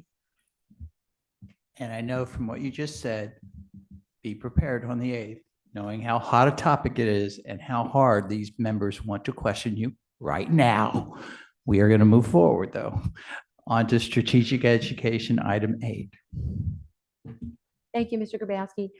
Buffy Roberts will come up and talk a little bit about the data associated with the WSF attendance pilot, where we compensated families who had, in select schools, who had their students in class every day, all week, with $25 cards for their use. So I'll turn it over to Jamie and Buffy. So thank you, board, for giving us this time this afternoon to talk about the WSF attendance pilot. We know it's been a pretty hot topic and you want to know how the results ended up. So we'll start with just a little overview of what that attendance pilot looked like. Roberts, hold up. Mr. Hollingshed, are you still there? Mr. Hollingshed? Yes, sir. I apologize deeply. Did you have any questions of the superintendent? No, sir. Thank you. Continue. Thank you. So we'll just start out with a little bit of information about what that pilot looked like. Jamie? No, that's okay. So before we move on, we want to thank everybody in this room because without your support at the board level and Superintendent Huggins and everybody in this room who contributed in some way, we just want to thank everybody because what you see in these slides would not have been possible without the hard work. We partnered with an analytics platform, Manta, which was founded by Harvard economist Dr. Roland Fryer, who basically designed this platform to help schools and nonprofits assess what's working and what's not. So on this slide, thank you, Maggie, you'll see that we worked with principals and schools and we targeted grades based off of student achievement data and attendance data. And they were able to repurpose some WSF funds that came from a variety of things, from lapsed salaries or just funds that weren't used around the month of March. They had some money in their pocket left and they wanted to get the biggest bang for their buck at the end of the school year. So we worked with them and we collaborated to come up with this pilot. So students who had perfect attendance Monday, Tuesday, Wednesday, Thursday, and Friday each week were eligible for $25 per week. Again, we worked with the principals to identify either a grade or multiple grades within the school, and every student within the grade was eligible. We didn't say this part of fourth grade was and this part wasn't. Everybody in the grade was eligible. We worked with the vendor bill.com for payment, and all funds had to be spent by June the 30th. At this time, I think it comes out to around $96 per student, which was a great investment on our end. When we look at the upcoming slides, we really wanted to measure the impact it had on student attendance, but also did it actually improve student outcomes? So Buffy, I believe, is going to be looking at the impact on attendance and outcomes. So what does $96 a student get you? So overall impact, the MANA study, basically what we learned was that it did improve attendance in our pilot schools. We also saw that in our most vulnerable groups is where we actually saw the greatest gains. Those being our English learners or our multilingual learners, our pupils in poverty, 2 of our WSF groups, as well as the students who were not regularly attending school. So our students who would not normally, they're actually only attending 98% of the time, we saw an improvement in them actually going to school. We did see some variation in our grade levels. You'll notice that the study did reveal that 7th grade had the most positive gain. And we did see some declines in 1st and 8th grade. 3 schools really stood out in the attendance pilot, those being Midland Park Primary, Ladson Elementary, and E.B. Ellington. In the next few slides, we'll go into a little bit more detail about what that looks like, especially with the academic gains. Thanks, Buffy. So on this next slide, what we've looked at every school that was within the pilot, and we looked at a kind of a trend. We took their SC Ready data from the 23 and 24 school year. We averaged them together to kind of see historically how have these schools done on SC Ready, and then we looked at their results for the most recent year. On this slide, we're only looking at math. So In the blue, you're going to see the pilot schools. The pilot schools saw about a 4.5% increase on math student achievement for meets and exceeds, compared to a little bit over 2.5% for our non-pilot schools. While there could be a lot of factors in that, one of the consistent things we saw was the schools that are in blue, those were the pilot schools. Students earned and families earned funds if they have perfect attendance. And it's also important to note the time of year that this happened. It was right around SU Ready time. A lot of those in this room work with principals to really come up with strategic plans based off of our Ready data and MAP data to ensure students were really kind of getting a strong push right before the SU Ready assessment. So in this slide, we were able to capture the impact it had on math for student achievement. Maggie, next slide, please. This next slide is for ELA. So we looked at every school within the pilot. In the blue, you can see still over a 4% increase. But the thing with this slide is the non-pilot schools also saw about a 4% increase.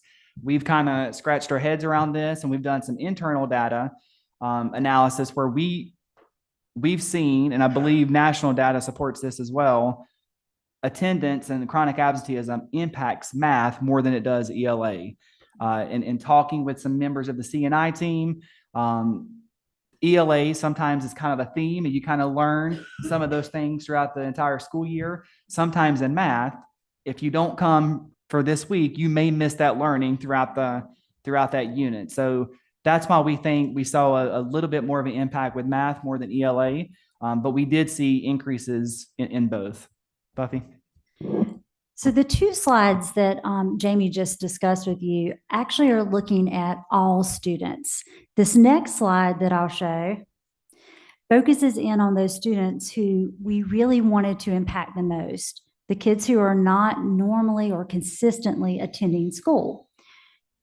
When we looked at the data there, or actually when Manta reviewed the data, what we saw is a significant increase for our students' outcomes in math, based on the ones who were, again, impacted the most by this pilot. So what does that tell us? That basically this worked for the kids that we were actually targeting for this particular purpose. Okay. The next slide shows you what did that attendance look like over the course of this pilot. So you'll see the different weeks. You'll notice that we saw some really initial successes. And then around week 6, or at week 6, we had spring break. That actually caused the pilot to sort of just fade out. We did see some late recovery around week 9. And then, of course, at the point of week 11, we were down to the end of school. So what does this tell us? This gives us some information about a couple of things. First of all, the incentive fatigue. We know that, again, those successes were really early when it was new and students were really involved in the pilot. Parents were really excited about it. But then after spring break, again, we just didn't see as much success. Okay. This slide provides you with some detailed information about what happened in each one of the pilots. You'll notice that about half the schools were impacted or somewhat impacted. Again, going back to those top 3 schools that we saw really some marked change. I think Jamie is going to tell you a little bit about what some of the families were talking about. So not only did we look at attendance data, achievement data, we also wanted to hear from the principals. And we checked in with them on a weekly basis, but you can see some of the APs and some of the principals and some of the school-based liaisons like parent advocates. They gave us some feedback. And as you can see with Sanders Clyde, not only did it encourage attendance, but it also allowed them the chance to connect with parents that sometimes they've had a struggle with doing so. Principal Dallas at EB Ellington, he saw that the attendance increased. Parents were able to use the funds to pay for basic items, such as we saw a lot with phone bills, electric bills, groceries, and many other things that we need every day. We also saw from AC Cochran, other students were encouraging their peers to come to school because they were letting them know, hey, if you miss this day, don't forget, you're not going to get the $25 at the end of the week. So not only did we see increases with attendance and achievement, we also heard from those in the school that this really helped at the end of the year with state testing right around the corner. Okay, and then the last slide. So what are the recommendations basically from MANTA? A few things that I think you probably saw pretty easily from the data. A targeted approach, focusing on those groups that we know were most impacted by this study or this pilot. Our ML students and our pupils in poverty. We did again see some particular grade levels that were impacted more so, K through 2, 5th grade, and then also 7th. And then thinking about how we might refine the incentive design. So partial rewards or 4+ days, what does that mean? So basically it was interesting, but what we saw was if a child missed like especially a Wednesday, if a child missed a Wednesday, they were more likely to also miss Thursday or Friday. So instead of that all or nothing, there may be a possible way to sort of tier those rewards. And then also the shared parent and student incentives. Again, this seemed to be more impactful with our elementary students, you can tell, except for that, again, 7th grade. 7th grade kind of stood out. It was an anomaly, I think. But we did see this to be a little bit more impactful. Again, probably the most impactful ML students who were in poverty. That seemed to be the specific group. And that's really what we learned from the study. So we're certainly open to any questions trustees may have. We haven't yet met with principals to talk about what they're already seeing in their schools in regards to student attendance and chronic absenteeism. Our first time to do that will be in the next few weeks. And so we haven't formulated a recommendation regarding this pilot yet. You'll see again in summary that we do believe that it had an improvement with certain groups of students for attendance and a more marked improvement in regards to student outcomes in math than English. I don't think the English was statistically significant, but we appreciate the board's hearing our report and again, are open to any questions you might have, Mr. Chairman. Thank you. Mr. Hollingshed, do you have any questions?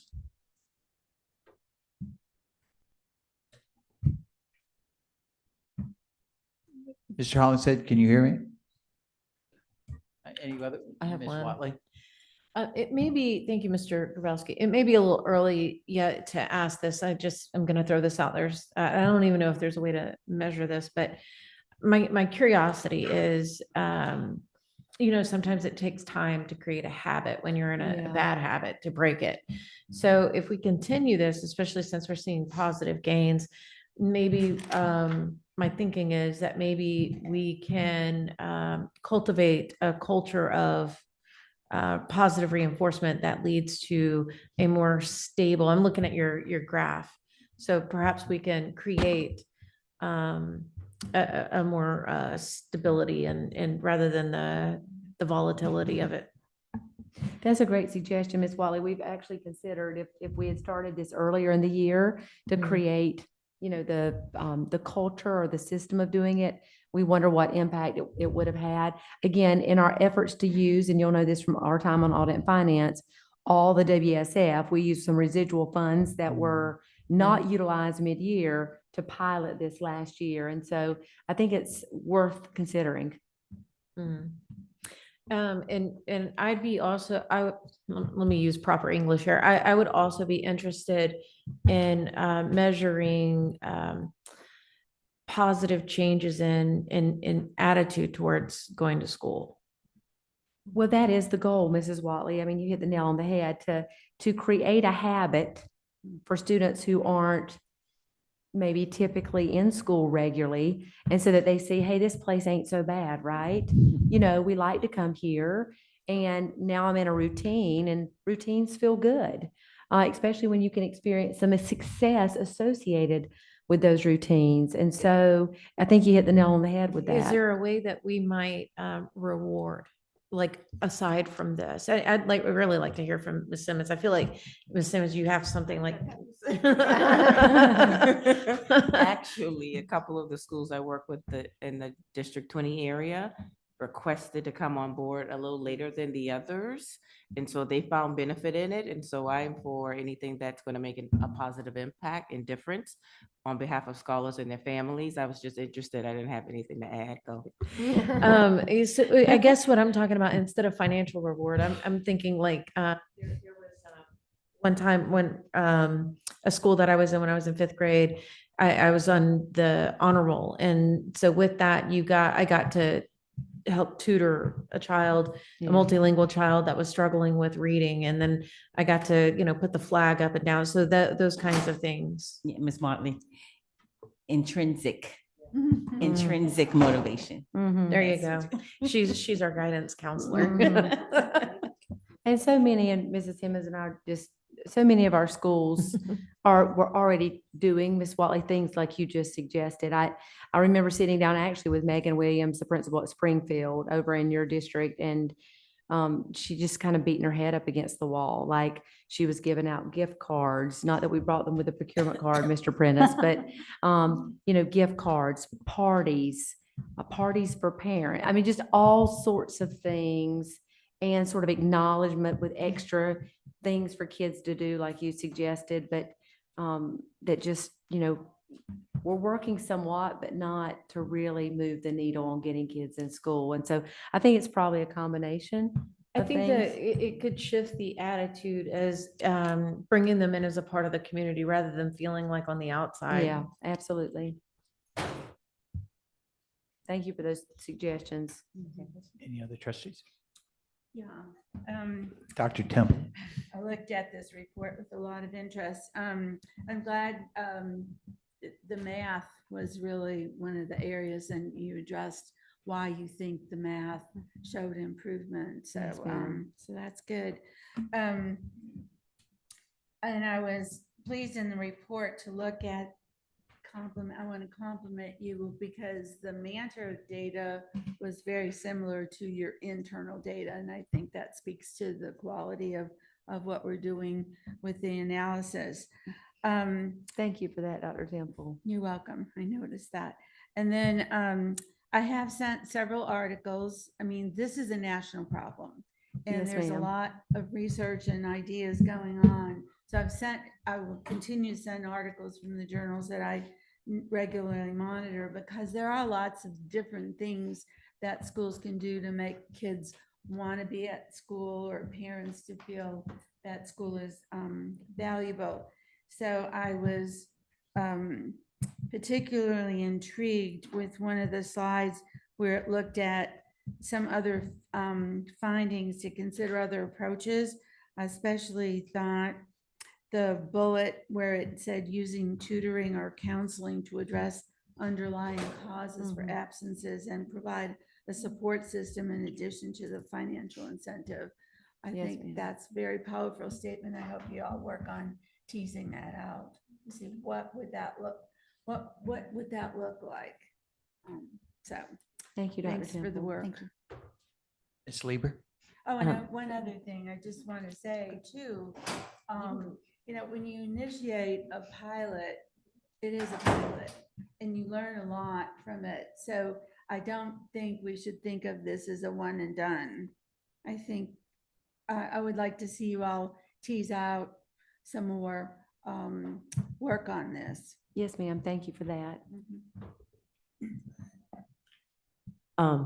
Thank you. So, Ms. Buffy, I was blessed to see this the second time, so I could find even more interesting questions. So I tried to back in your formula, and it was a little difficult because I kept going, well, how many days, where do we start at to know how many days of change did we make? And do you have that number?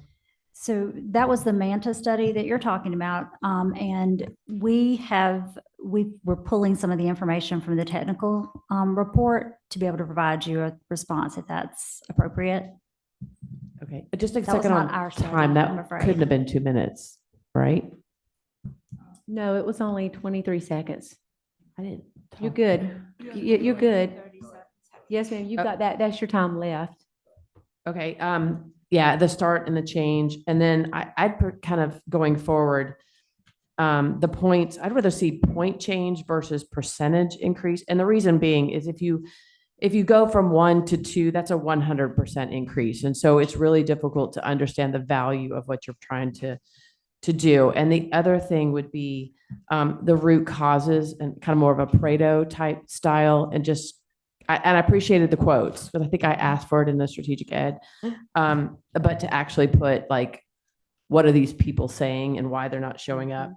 The other thing is I went to the attendance party that was in the summertime, and I'm wondering where that moves the dial to what's really critical, because the kids that are already doing a good attendance, I think the money is better spent on these kids instead.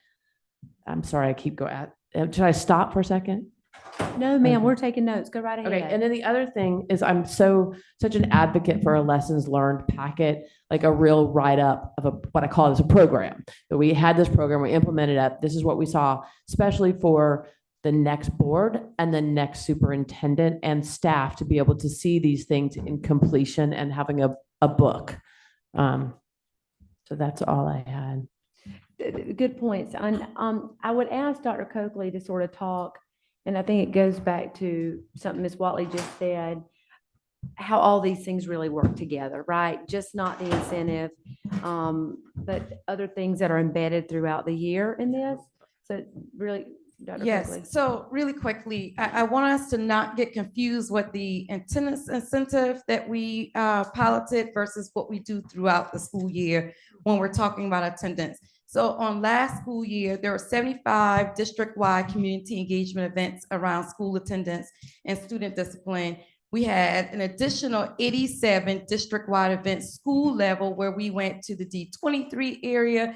This year, we're already launching D9. We supported D10. When I say we were talking about what schools did to address student attendance, discipline combined in several areas. The D2 area hosted events around student attendance and all of the registration pop-up centers that occurred throughout the summer. And that data is actually being finalized now, where at the September board meeting, we hope to provide you all with a brochure of all of the end of the year data.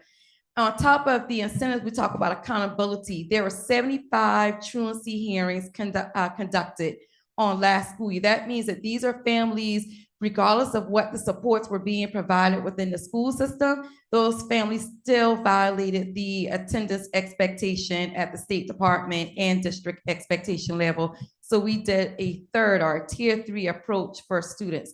But most importantly, our schools, their PBIS incentive through the work of Lisa Allison's team, whenever they're providing PBIS incentives for their students, attendance is also built into one of the caveats that parents and students have to accept, that if we have academics, we have behavior, and we have attendance, then we can earn that PBIS incentive. Sometimes it's isolated, but most of the time, they try to think about the 3-pronged impact that they're going to have on student outcomes. So I just want to make sure that we don't disregard the year-long work that schools are doing around student attendance for what we tried to pilot towards the latter part of the school year, because that's important information that we don't want to take away from our schools.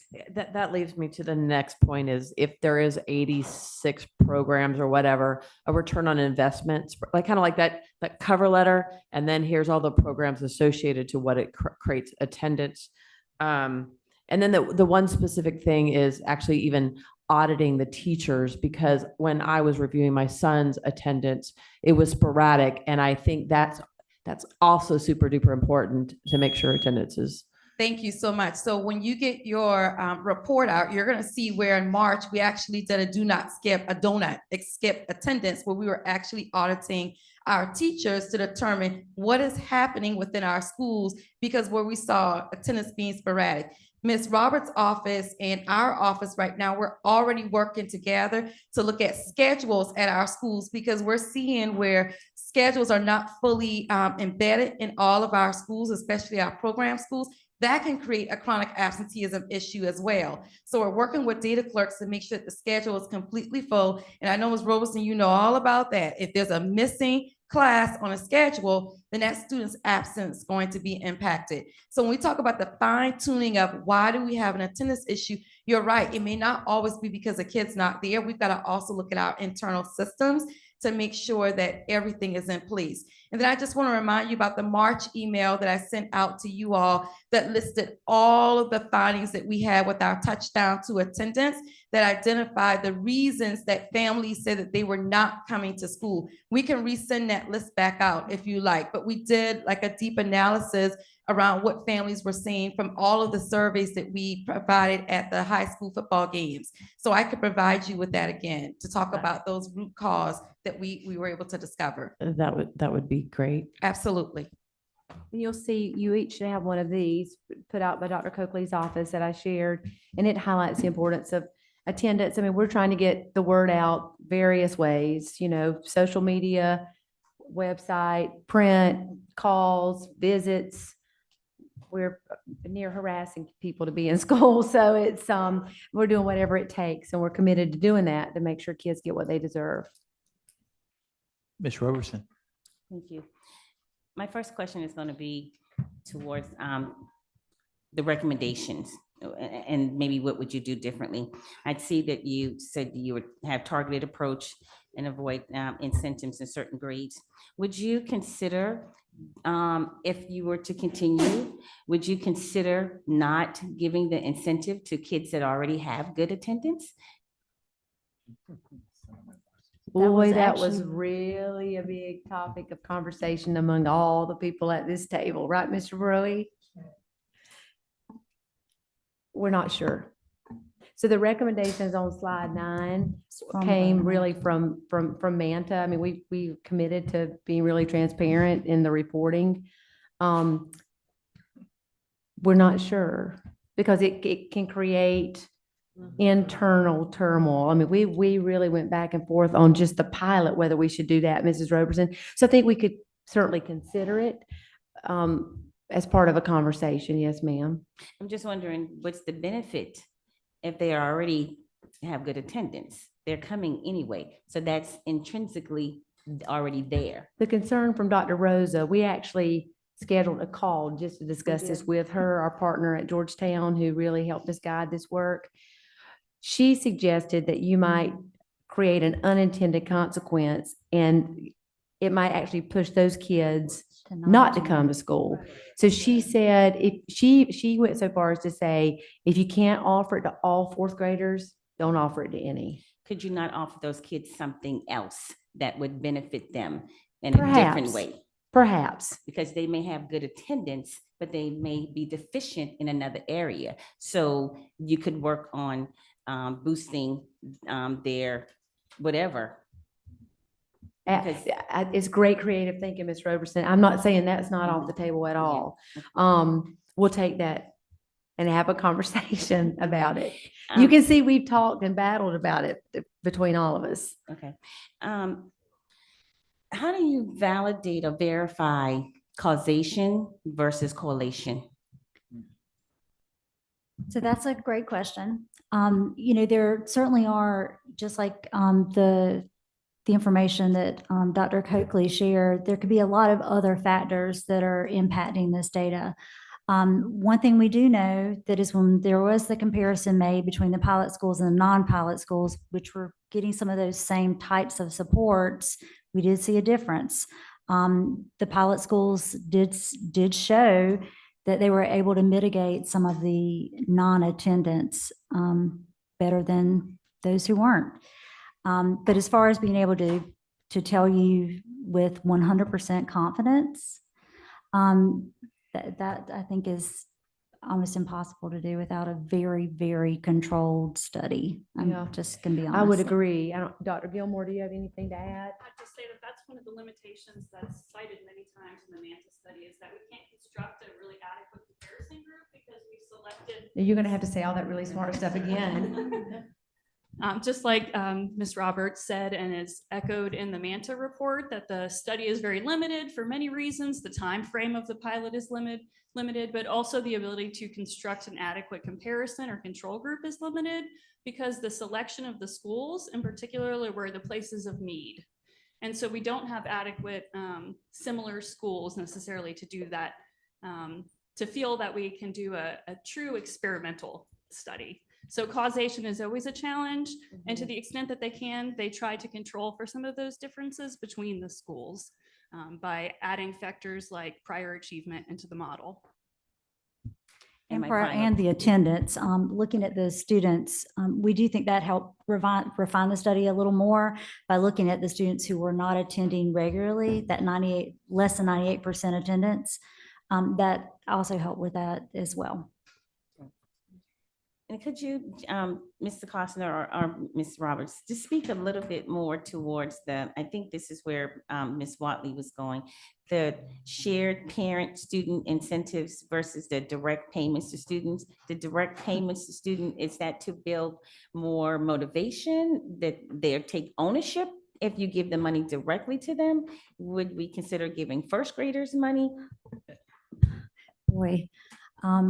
So that was a recommendation of MANTA. You'll notice that I don't think that really made the slide deck because we immediately felt a little anxious about that. It didn't get updated in today's version. So, so you didn't see it on the screen, but it is in the diligent thing. But that was one of their recommendations that we are not necessarily comfortable with. So we agree with you, Ms. Robertson. Ms. Bailey? I have more of and I know this is going to, obviously, Mr. Prentice, that, when we talk about scaling this project and where we're going to be going with it, as to potential start times and everything, Howard, you've got to be looking at this overall cost that we had at $96 a pupil. How are you going to present this to audit and finance, when we've got a budget? And we don't know how we use SWF funds to fund this. So right now, with it being all WSF, everyone, principal level has requested as a strategy in their FY26 plan.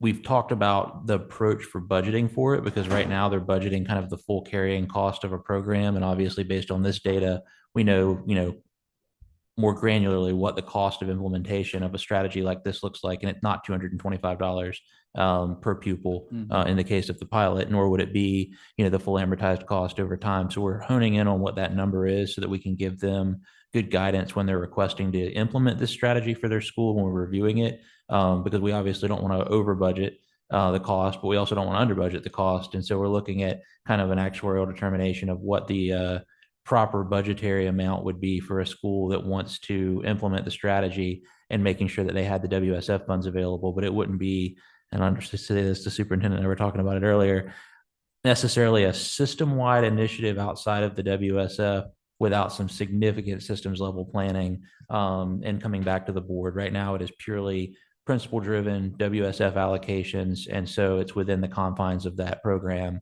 And we'll continue to get really good data through the analysis that was just talked about for this year, with even more schools participating and trying it, within different communities and areas of the school itself.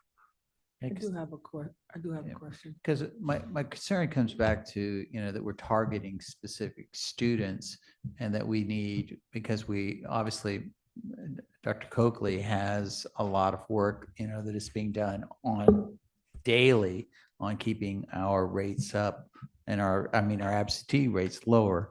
And you go back to looking at trying to get student outcomes as to what she's able to accomplish, at least through the first semester, then we have the data. So I get kind of, queasy thinking about something like this, not starting much later in January, because then you do have the data, but then we also have to look at how the principals are doing on the SWF if we're using that funding, because then, obviously it's a fun, you see where I'm going. I do, and we're going to bring some.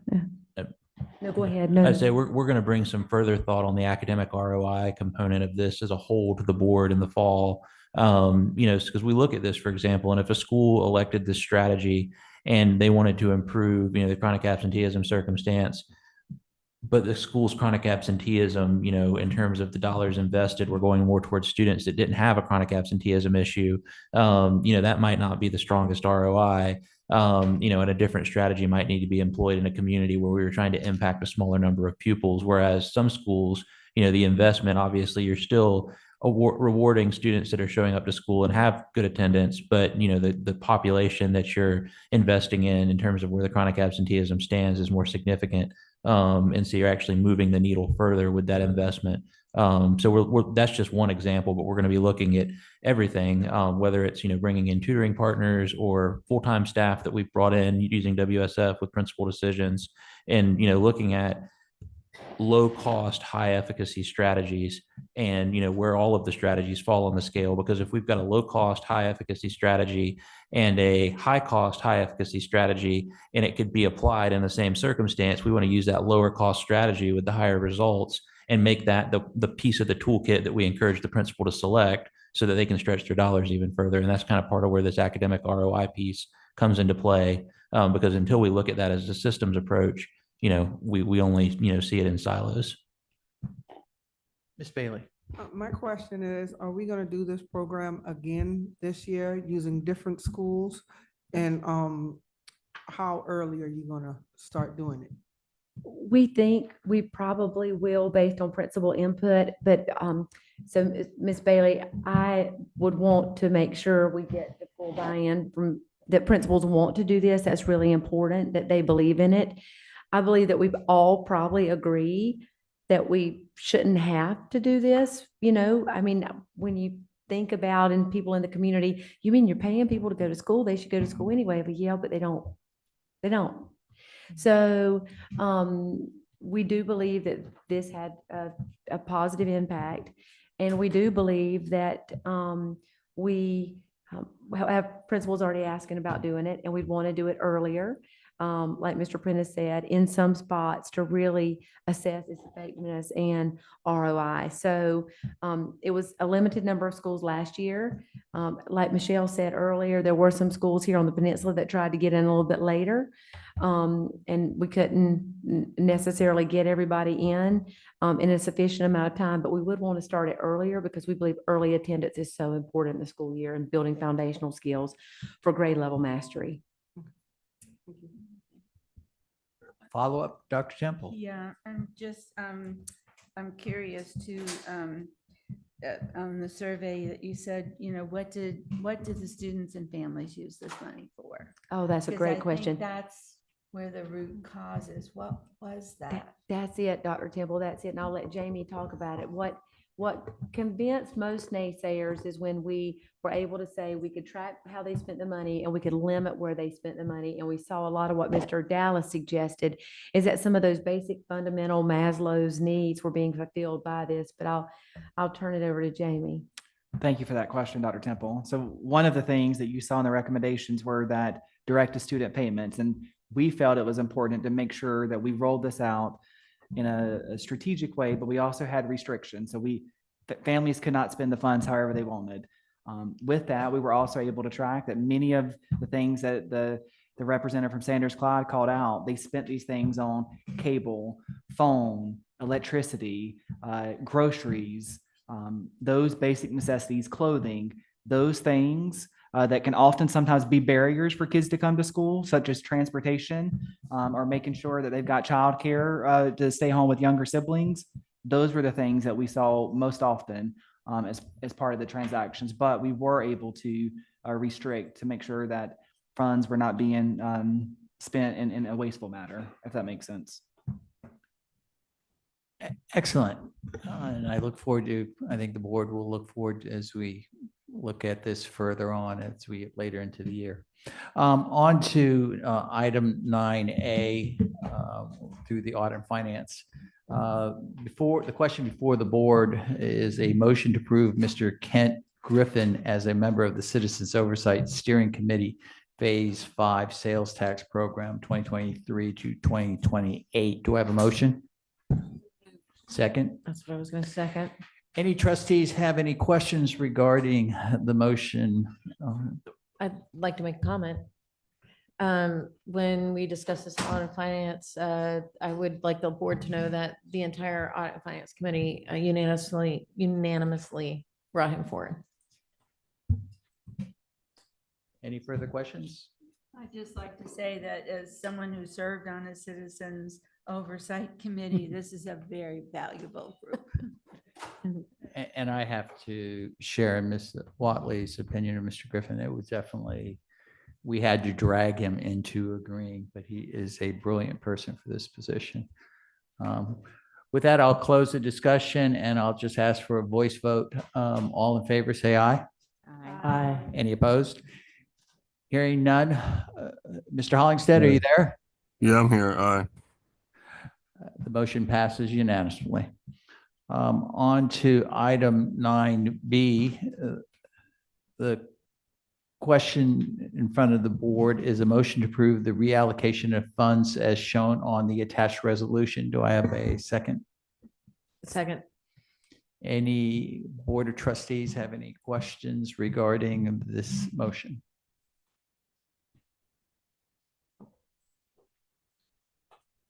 Mr. Hollingsted?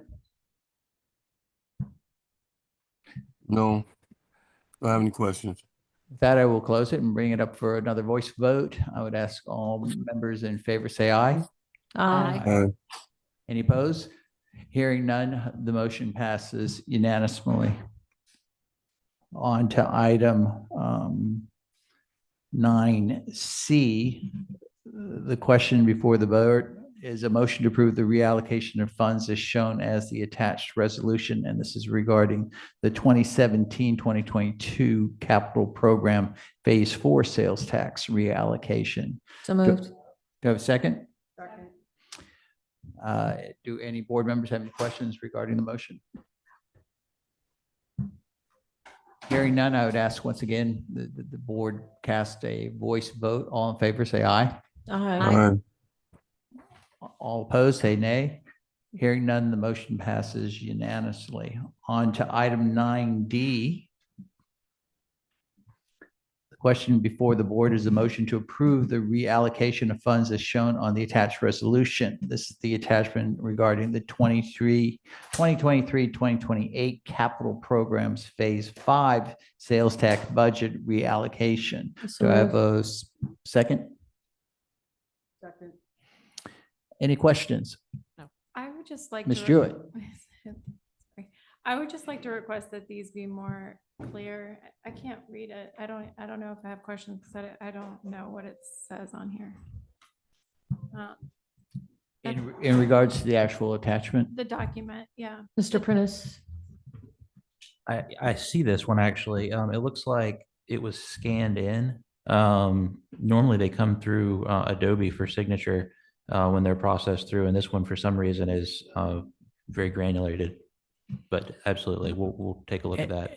And I think also if you ever come up against something like that, when you go back to the CAL meeting with a lot of these resolutions, these are attachments. So if there's a glitch, sometimes it may help, just to go back to Cal and look. I guess I was sure also- at Cal if I was allowed to ask it. I had it since the Cal meeting, but I was also going to suggest, you should be able to pull up the documents from the Audit and Finance Committee. Yeah, that's what I mean. I Mhm. apologize from the audit and finance. I think this Thank you, month, Ms. this Watley. month was a bit of an anomaly because we did audit and finance in board docs and we're doing the Right. board meeting in diligent, but everything will be consistent going forward. That may be a That may be relevant. it, yeah. Yeah. With that, we will go on to other business. We need to vote. Oh, I'm sorry. Jeez. I will close it and I would ask for a voice vote. All in favor, say aye. Aye. Aye. Any opposed? Aye. Hearing none, the motion passes unanimously. On to item 10 is other business. Question before the board on item 10A is to approve for the Moultrie Middle School Gym Court to be named Coach Otto B. German Court. Do I have a second? Second.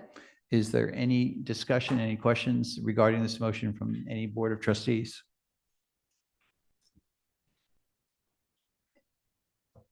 Hearing none, I would ask all the board members to vote by voice.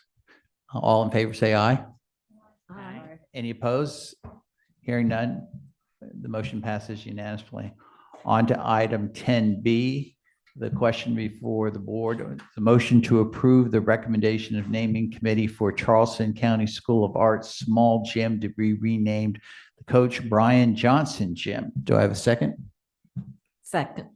Do I have any trustees that would like to weigh in or have any questions regarding the naming? Hearing none, I'd like to bring the motion up to vote. Another voice vote. All in favor, say aye. Aye. Any opposed? Hearing none, the motion passes unanimously. On to item 10C. The motion before the board is a motion to approve the recommendation of naming a committee for the new school on Ladson Elementary School's campus serving grade pre-K CD through first to be named Ladson Primary School. Do I have a second? Second. Any board trustees have any questions or would like to weigh in on this issue or naming? Hearing none, I'd like to do a voice vote. All in favor, say aye. Aye. Any opposed? Hearing none, the motion passes unanimously. On to item 10D.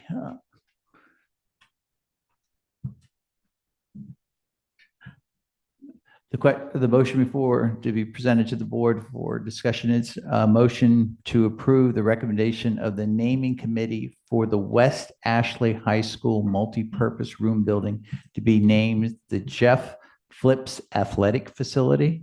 Do I have a second? Any board members have any questions or would like to comment on the naming? Hearing none, I'd like to do a voice vote. All in favor, say aye. Aye. Any opposed? Hearing none, the motion passes unanimously. On to 10D. The motion is the motion to rescind the board's previous action on policy FF originally adopted on April 28, 2025. Do I have a motion? Second? Second. Any members of the board have any questions regarding this motion? Can Ms. Roberson? Can Ms. Bailey speak to her rescission? I rescinded my vote because at the time I didn't realize that there wasn't a naming committee that we could send it back to. So therefore, there was no need to send it back to committee because there was no committee.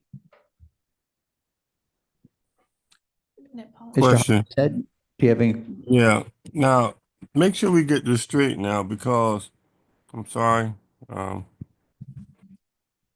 When you made the motion to send it back to the committee, and we went all through this before the break, it was sent back to the policy committee, and we have been on break. So how did this issue with FF come back up again, and where's the parliamentarian? Because we had no meeting about this policy. So how did it surface again?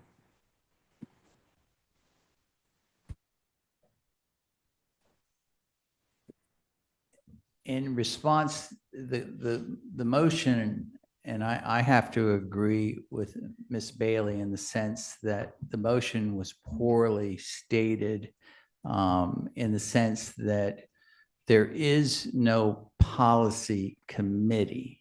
There is a liaison, a policy liaison, and then we have a section within the COW agenda in which we address policy issues.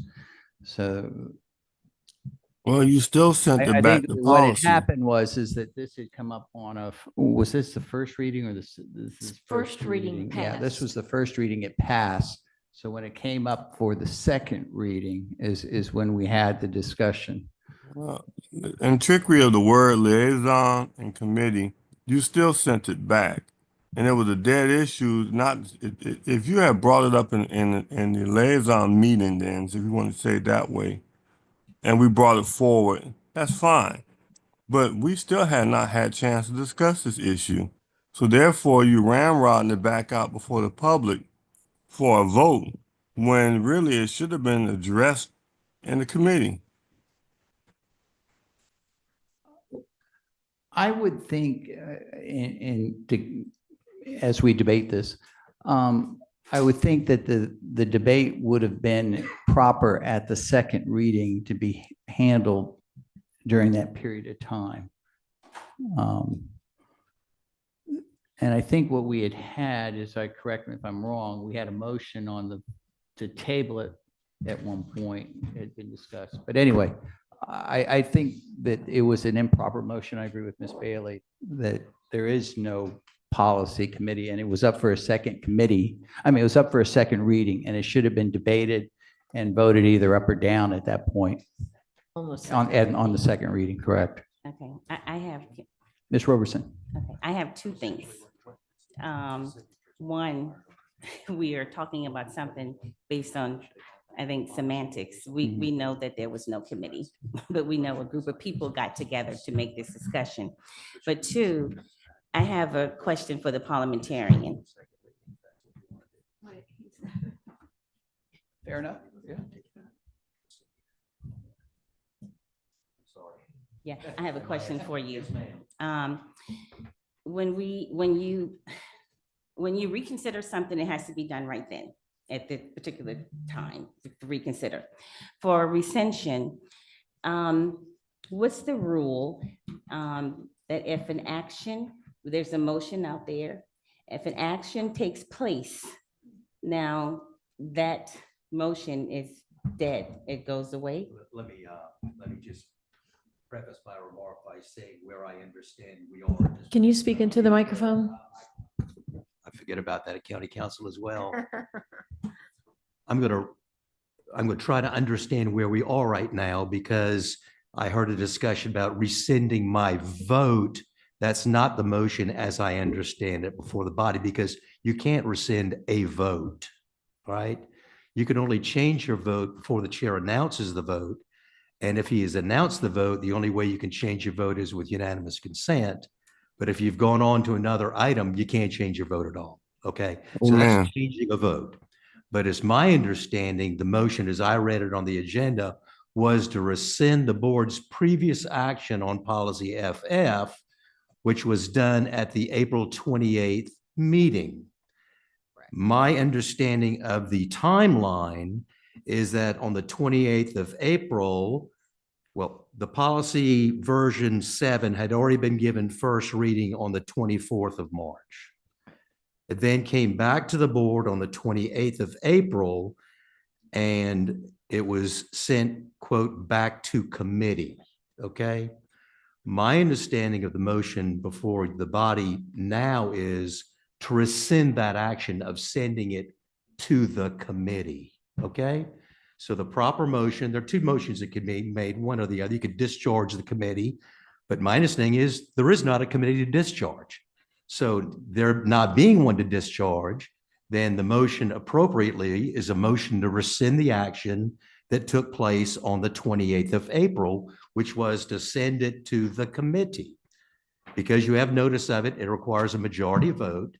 It does not require a person on the prevailing side to make the motion, because it's not a motion to reconsider. Right. It's a motion to rescind. Now, taking it one step further, if anything had taken place on the action, for example, if the chair had been authorized to sign a contract, for example, and he had signed that contract, you can't then rescind because he has taken the step. But my understanding is there's been no action of any committee on the item that was, quote, referred to them. So it's not. Did we just not vote? Pardon? We just voted on a bunch of names. We just took action. Right. So that does not change the fact that you can vote to rescind what you did on the 28th was dealing with policy FF version 7. That has nothing to do with these school namings. So what policy? I don't know what policy FFV7 is, except that it is a policy apparently y'all gave first reading to on March the 24th. We just use policy FF. You use policy FF, which was a 2018 version, as I understand it. Correct. Yes, we did. An unamended version, so to speak. That is a policy that you've had in effect since 2018.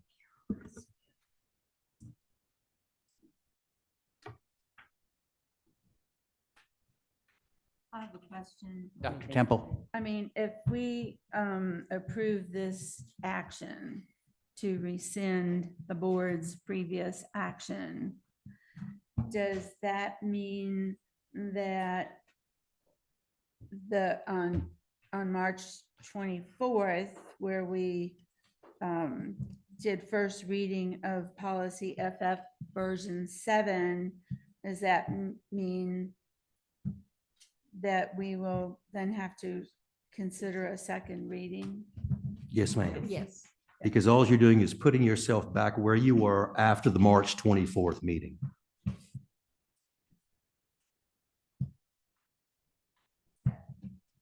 It's the one where. This is what I'm saying.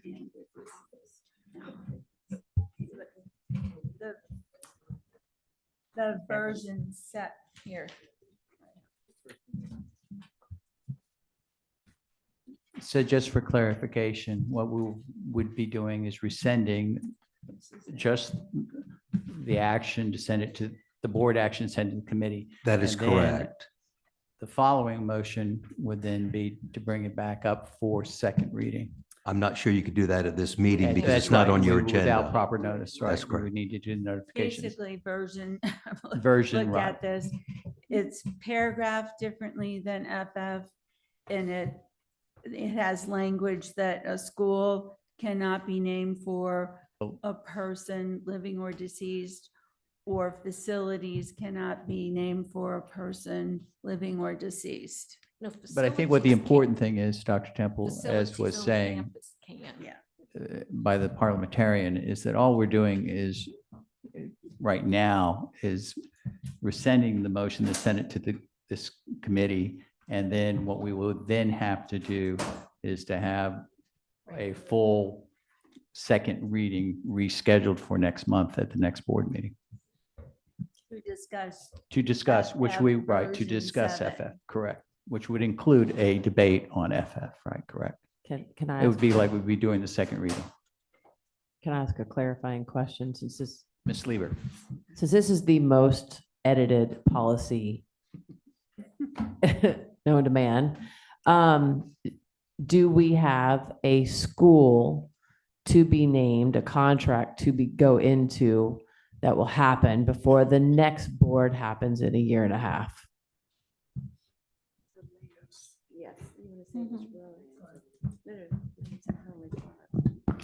It's the elementary and primary school being built on the Lambs campus. That'll be coming forward relatively soon. That's a demo or build and demo. So is it not going to mean? It's a building of an elementary school and a primary school on the Lambs campus. But And would we're that- combining Hunley Park and Lambs. But would that be coming up in the next 30 days? Not in 30 days, no, sir. Do we have a timeline of when that'll come up? We'll be bringing that up within the next 6 months.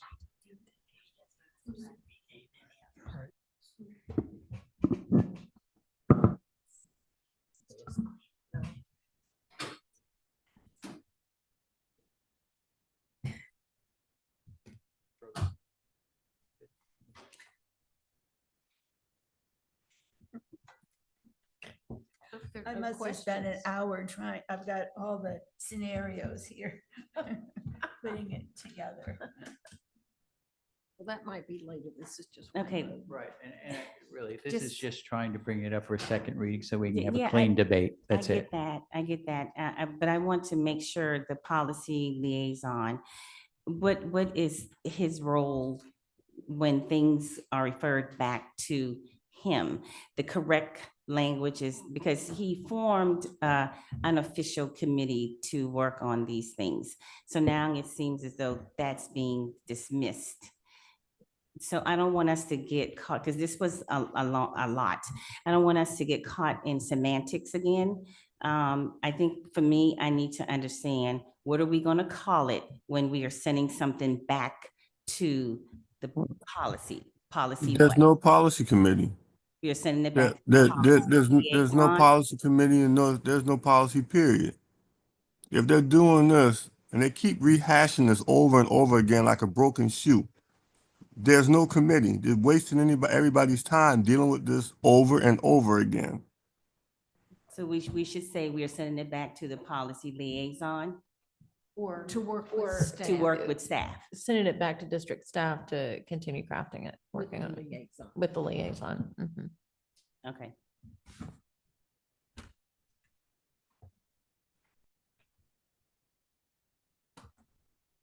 Which is my understanding, Serious. Mara parliamentarian, you can correct me if I'm wrong, but once this motion is made, and once it's voted on, if it is rescinded, that still gives the policy liaison the opportunity at his next meeting to discuss this while we are going through the process of putting it up for the second reading. Mr. Chairman, with all due respect, I don't know what the policy liaison is. I don't know Thank you. what it is a creature of.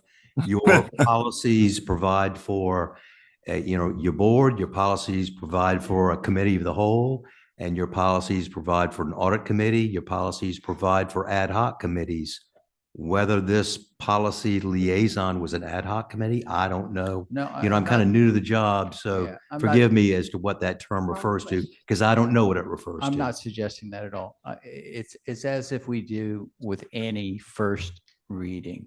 When something is approved for a first reading, then there is a period of time after the first reading to discuss issues that came out at the first reading, and then it comes up for the second reading, which allows time for debate before you have the final vote on the motion. So I think all we're trying to do is to clean this up and get this issue over and done with. Anyway.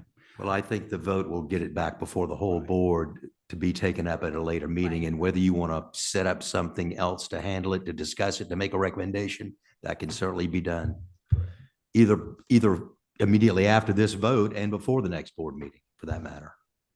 Well, I just want to say to you, we do have a policy liaison is a board member, just like we have strategic education. So we have a strategic education liaison and a policy liaison that they handle matters for the board. That is not the same as the Audit and Finance Committee. So when you hear us say a policy liaison, it's a board member. All right, thank you. And Mr. Frampton, it's outlined in BDE, if you want to take a look at that at a separate time. That might help explain more, so you can help decipher this for the board. I tried to print as many of your policies as I could. It's quite do impressive, and read. actually. If that's one I missed, I apologize. I think you've read all of them except for F maybe, but The notebook is about this thick. it's really thick. If you, Yes. if you Well, actually print yeah, it. there were a number of things I didn't think were relative to my role. but- Read all of the B policies for the board. At this time, I'd like to close the floor for debate and ask Ms. Trudy to bring this up for vote.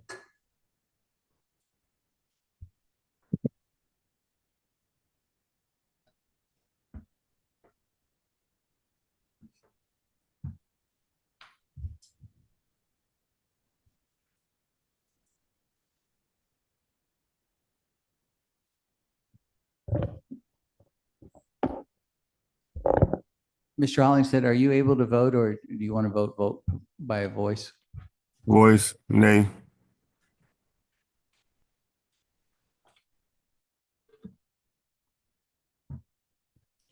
And the motion passes. On to, that's it. We're already past the consent.